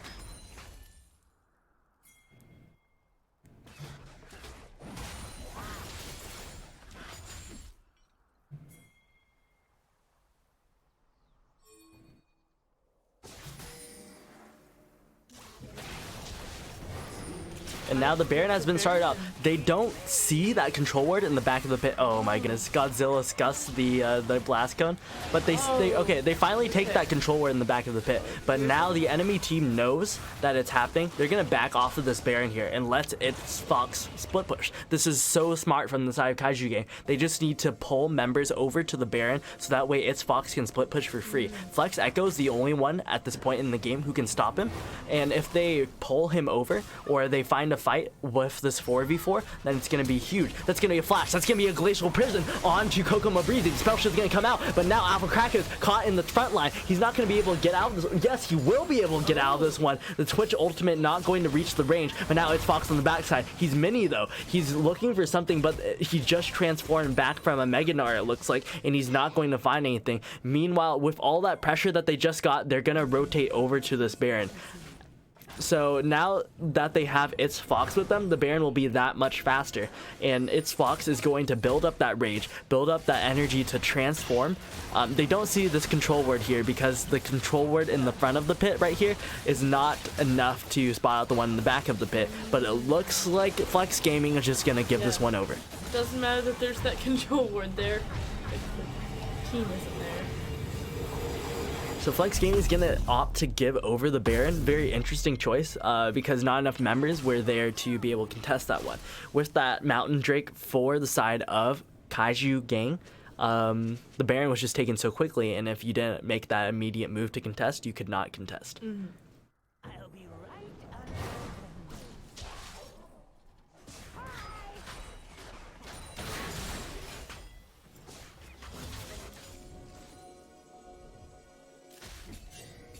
Yeah, we see them setting up the 4-1 push again. We see 4 members moving into the jungle. Godzilla and these blast guns. Oh, they're gonna catch up Kokomo Breeze. No, he's gonna go gold. He dodged the glacial prison, but he went golden, so that means he's gonna get caught out right here. He might go down, but Flex Echo uses the Chum of the Waters to force the flash from Junware. Godzilla moving forward. He's gonna get bound. Tilt Proof moving forward, looking for the shockwave, but now its Fox comes in with the wave. There's 5 members pushing onto this tower. Flex Echo and Kokomo Breezy are too low to hold this one, and that means the tower is gonna go over to Kaiju Gang. They're gonna catch out the Alpha Kraken. He's gonna get caught up in the shockwave and gonna get taken down. Its Fox jumps and he's gonna get rooted. He's mini though, so he's not gonna be tanky enough to be in the front line. He's gonna have to flash off of this one. Godzilla tanking the Nexus turret, and now Horny Yordle goes down. He tanks again and he's gonna go down. January now trying to end the game for his team. Tollproof is on the side. We see the Caitlyn Morgana again trying to hold this one. The ace in the hole is going to come out, but it looks like it was canceled somehow.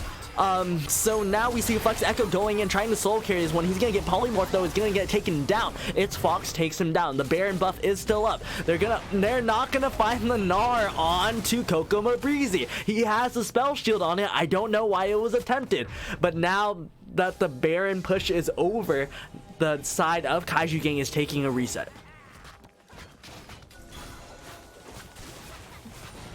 And that was such a huge fight from the side of Kaiju Gang. You know, Kaiju Gang chunks the key members of the enemy team out, both Flex Echo and Kokomo Breezy, that it's so hard for the side of Flex Gaming to contest that one, because both their primary carries were chunked out, and as soon as the Alpha Cracker steps up a little bit too far, he's going to get CC'd chained, and then the Shockwave will come down. He's going to go down. And it looks like Kaiju Gang looked for a little bit too much there. They could have possibly ended the game, but they misplayed a little bit, and it didn't allow them to end the game. Now they are going to look for this dragon, but without the Baron, I don't know if they're going to be able to end the game. They have to find a huge team fight and push through bottom or grab that top inhibitor, but it doesn't look like Kaiju Gang has the macro to be able to do that. And now Flex Echo is going to get caught out. This Glacial Prison comes out. It's going to stun him, and Spray and Pray comes out. Now Flex Echo is going to get taken down, and they're going to either turn onto... No, they're going to go into the mid lane. Okay, that's a much smarter choice than going on to the Baron, because one member is down. It's their strongest member. Echo can... Oh, that's a huge shockwave. The spell shield does not come down soon enough. Horny Yordle is going to go down right here by Godzilla, and now they're pushing in the mid lane turret. It's 5 versus 3. The race is on. The Baron minions are still here. Will they look for the end? I think they will. It's Fox transforms into a Mega Gnar. The ultimate is available. They have to respect that. Kokomo Breezy is on the side, but he doesn't do nearly enough damage to his Fox. They're knocking onto the Nexus Trace. The Alpha Cracker moving onto the backside, suppresses Tiltproof, but Tiltproof's gonna get out of this one. He's too damn tanky. Now Kokomo Breezy is gonna get out of this one. The spell shield comes out. M-Love trying to do whatever he can, running out the ultimate, but he's not going to be able to do it. Flex Echo comes back up, finds a kill onto its Fox, but the Nexus is here, and the Nexus is going to go down. Never mind, Flex Echo goes on the backside. Tiltproof goes down. Kokomo Breezy moves forward. He's gonna try to save the game. January, it's going to just go for the Nexus and end the game right here, but Kokomo Breezy finally goes down, and that's the game. The game. What an action-packed last minute that we just had, but Kaiju Gang ultimately had control, and they ended up taking the Nexus. So that was our 5th and final game of the day. And if you're a team in the Gold Cap division, what do you think of this game? In this game, I feel like Kaiju Gang made a lot of really good moves. We didn't see nearly as much objective control as we saw in the other games that we watched today, but they had some good cohesion. They had really good push, and I feel like that's really what made the game for them, was their ability to push well together. They had a good synergy as a team. Yes, in terms of macro, their 4-1 push was probably one of the strongest sieges I've seen in the division. So if you can get Kaiju Gang off of this split push, off of this Gnar, letting him pressure in the side lane, or just getting your top lane stronger, it might seem that Kaiju Gang might fall apart, because that's really what they were relying on this game, and a little bit last week as well. But that's going to be the end of our stream today of Fall 2019 GRLCS Gold Division Week 2. And thank you for joining us. It was me, Darren, Mark Hames Win, and Hayden Hayfever here. And we'll see you guys later.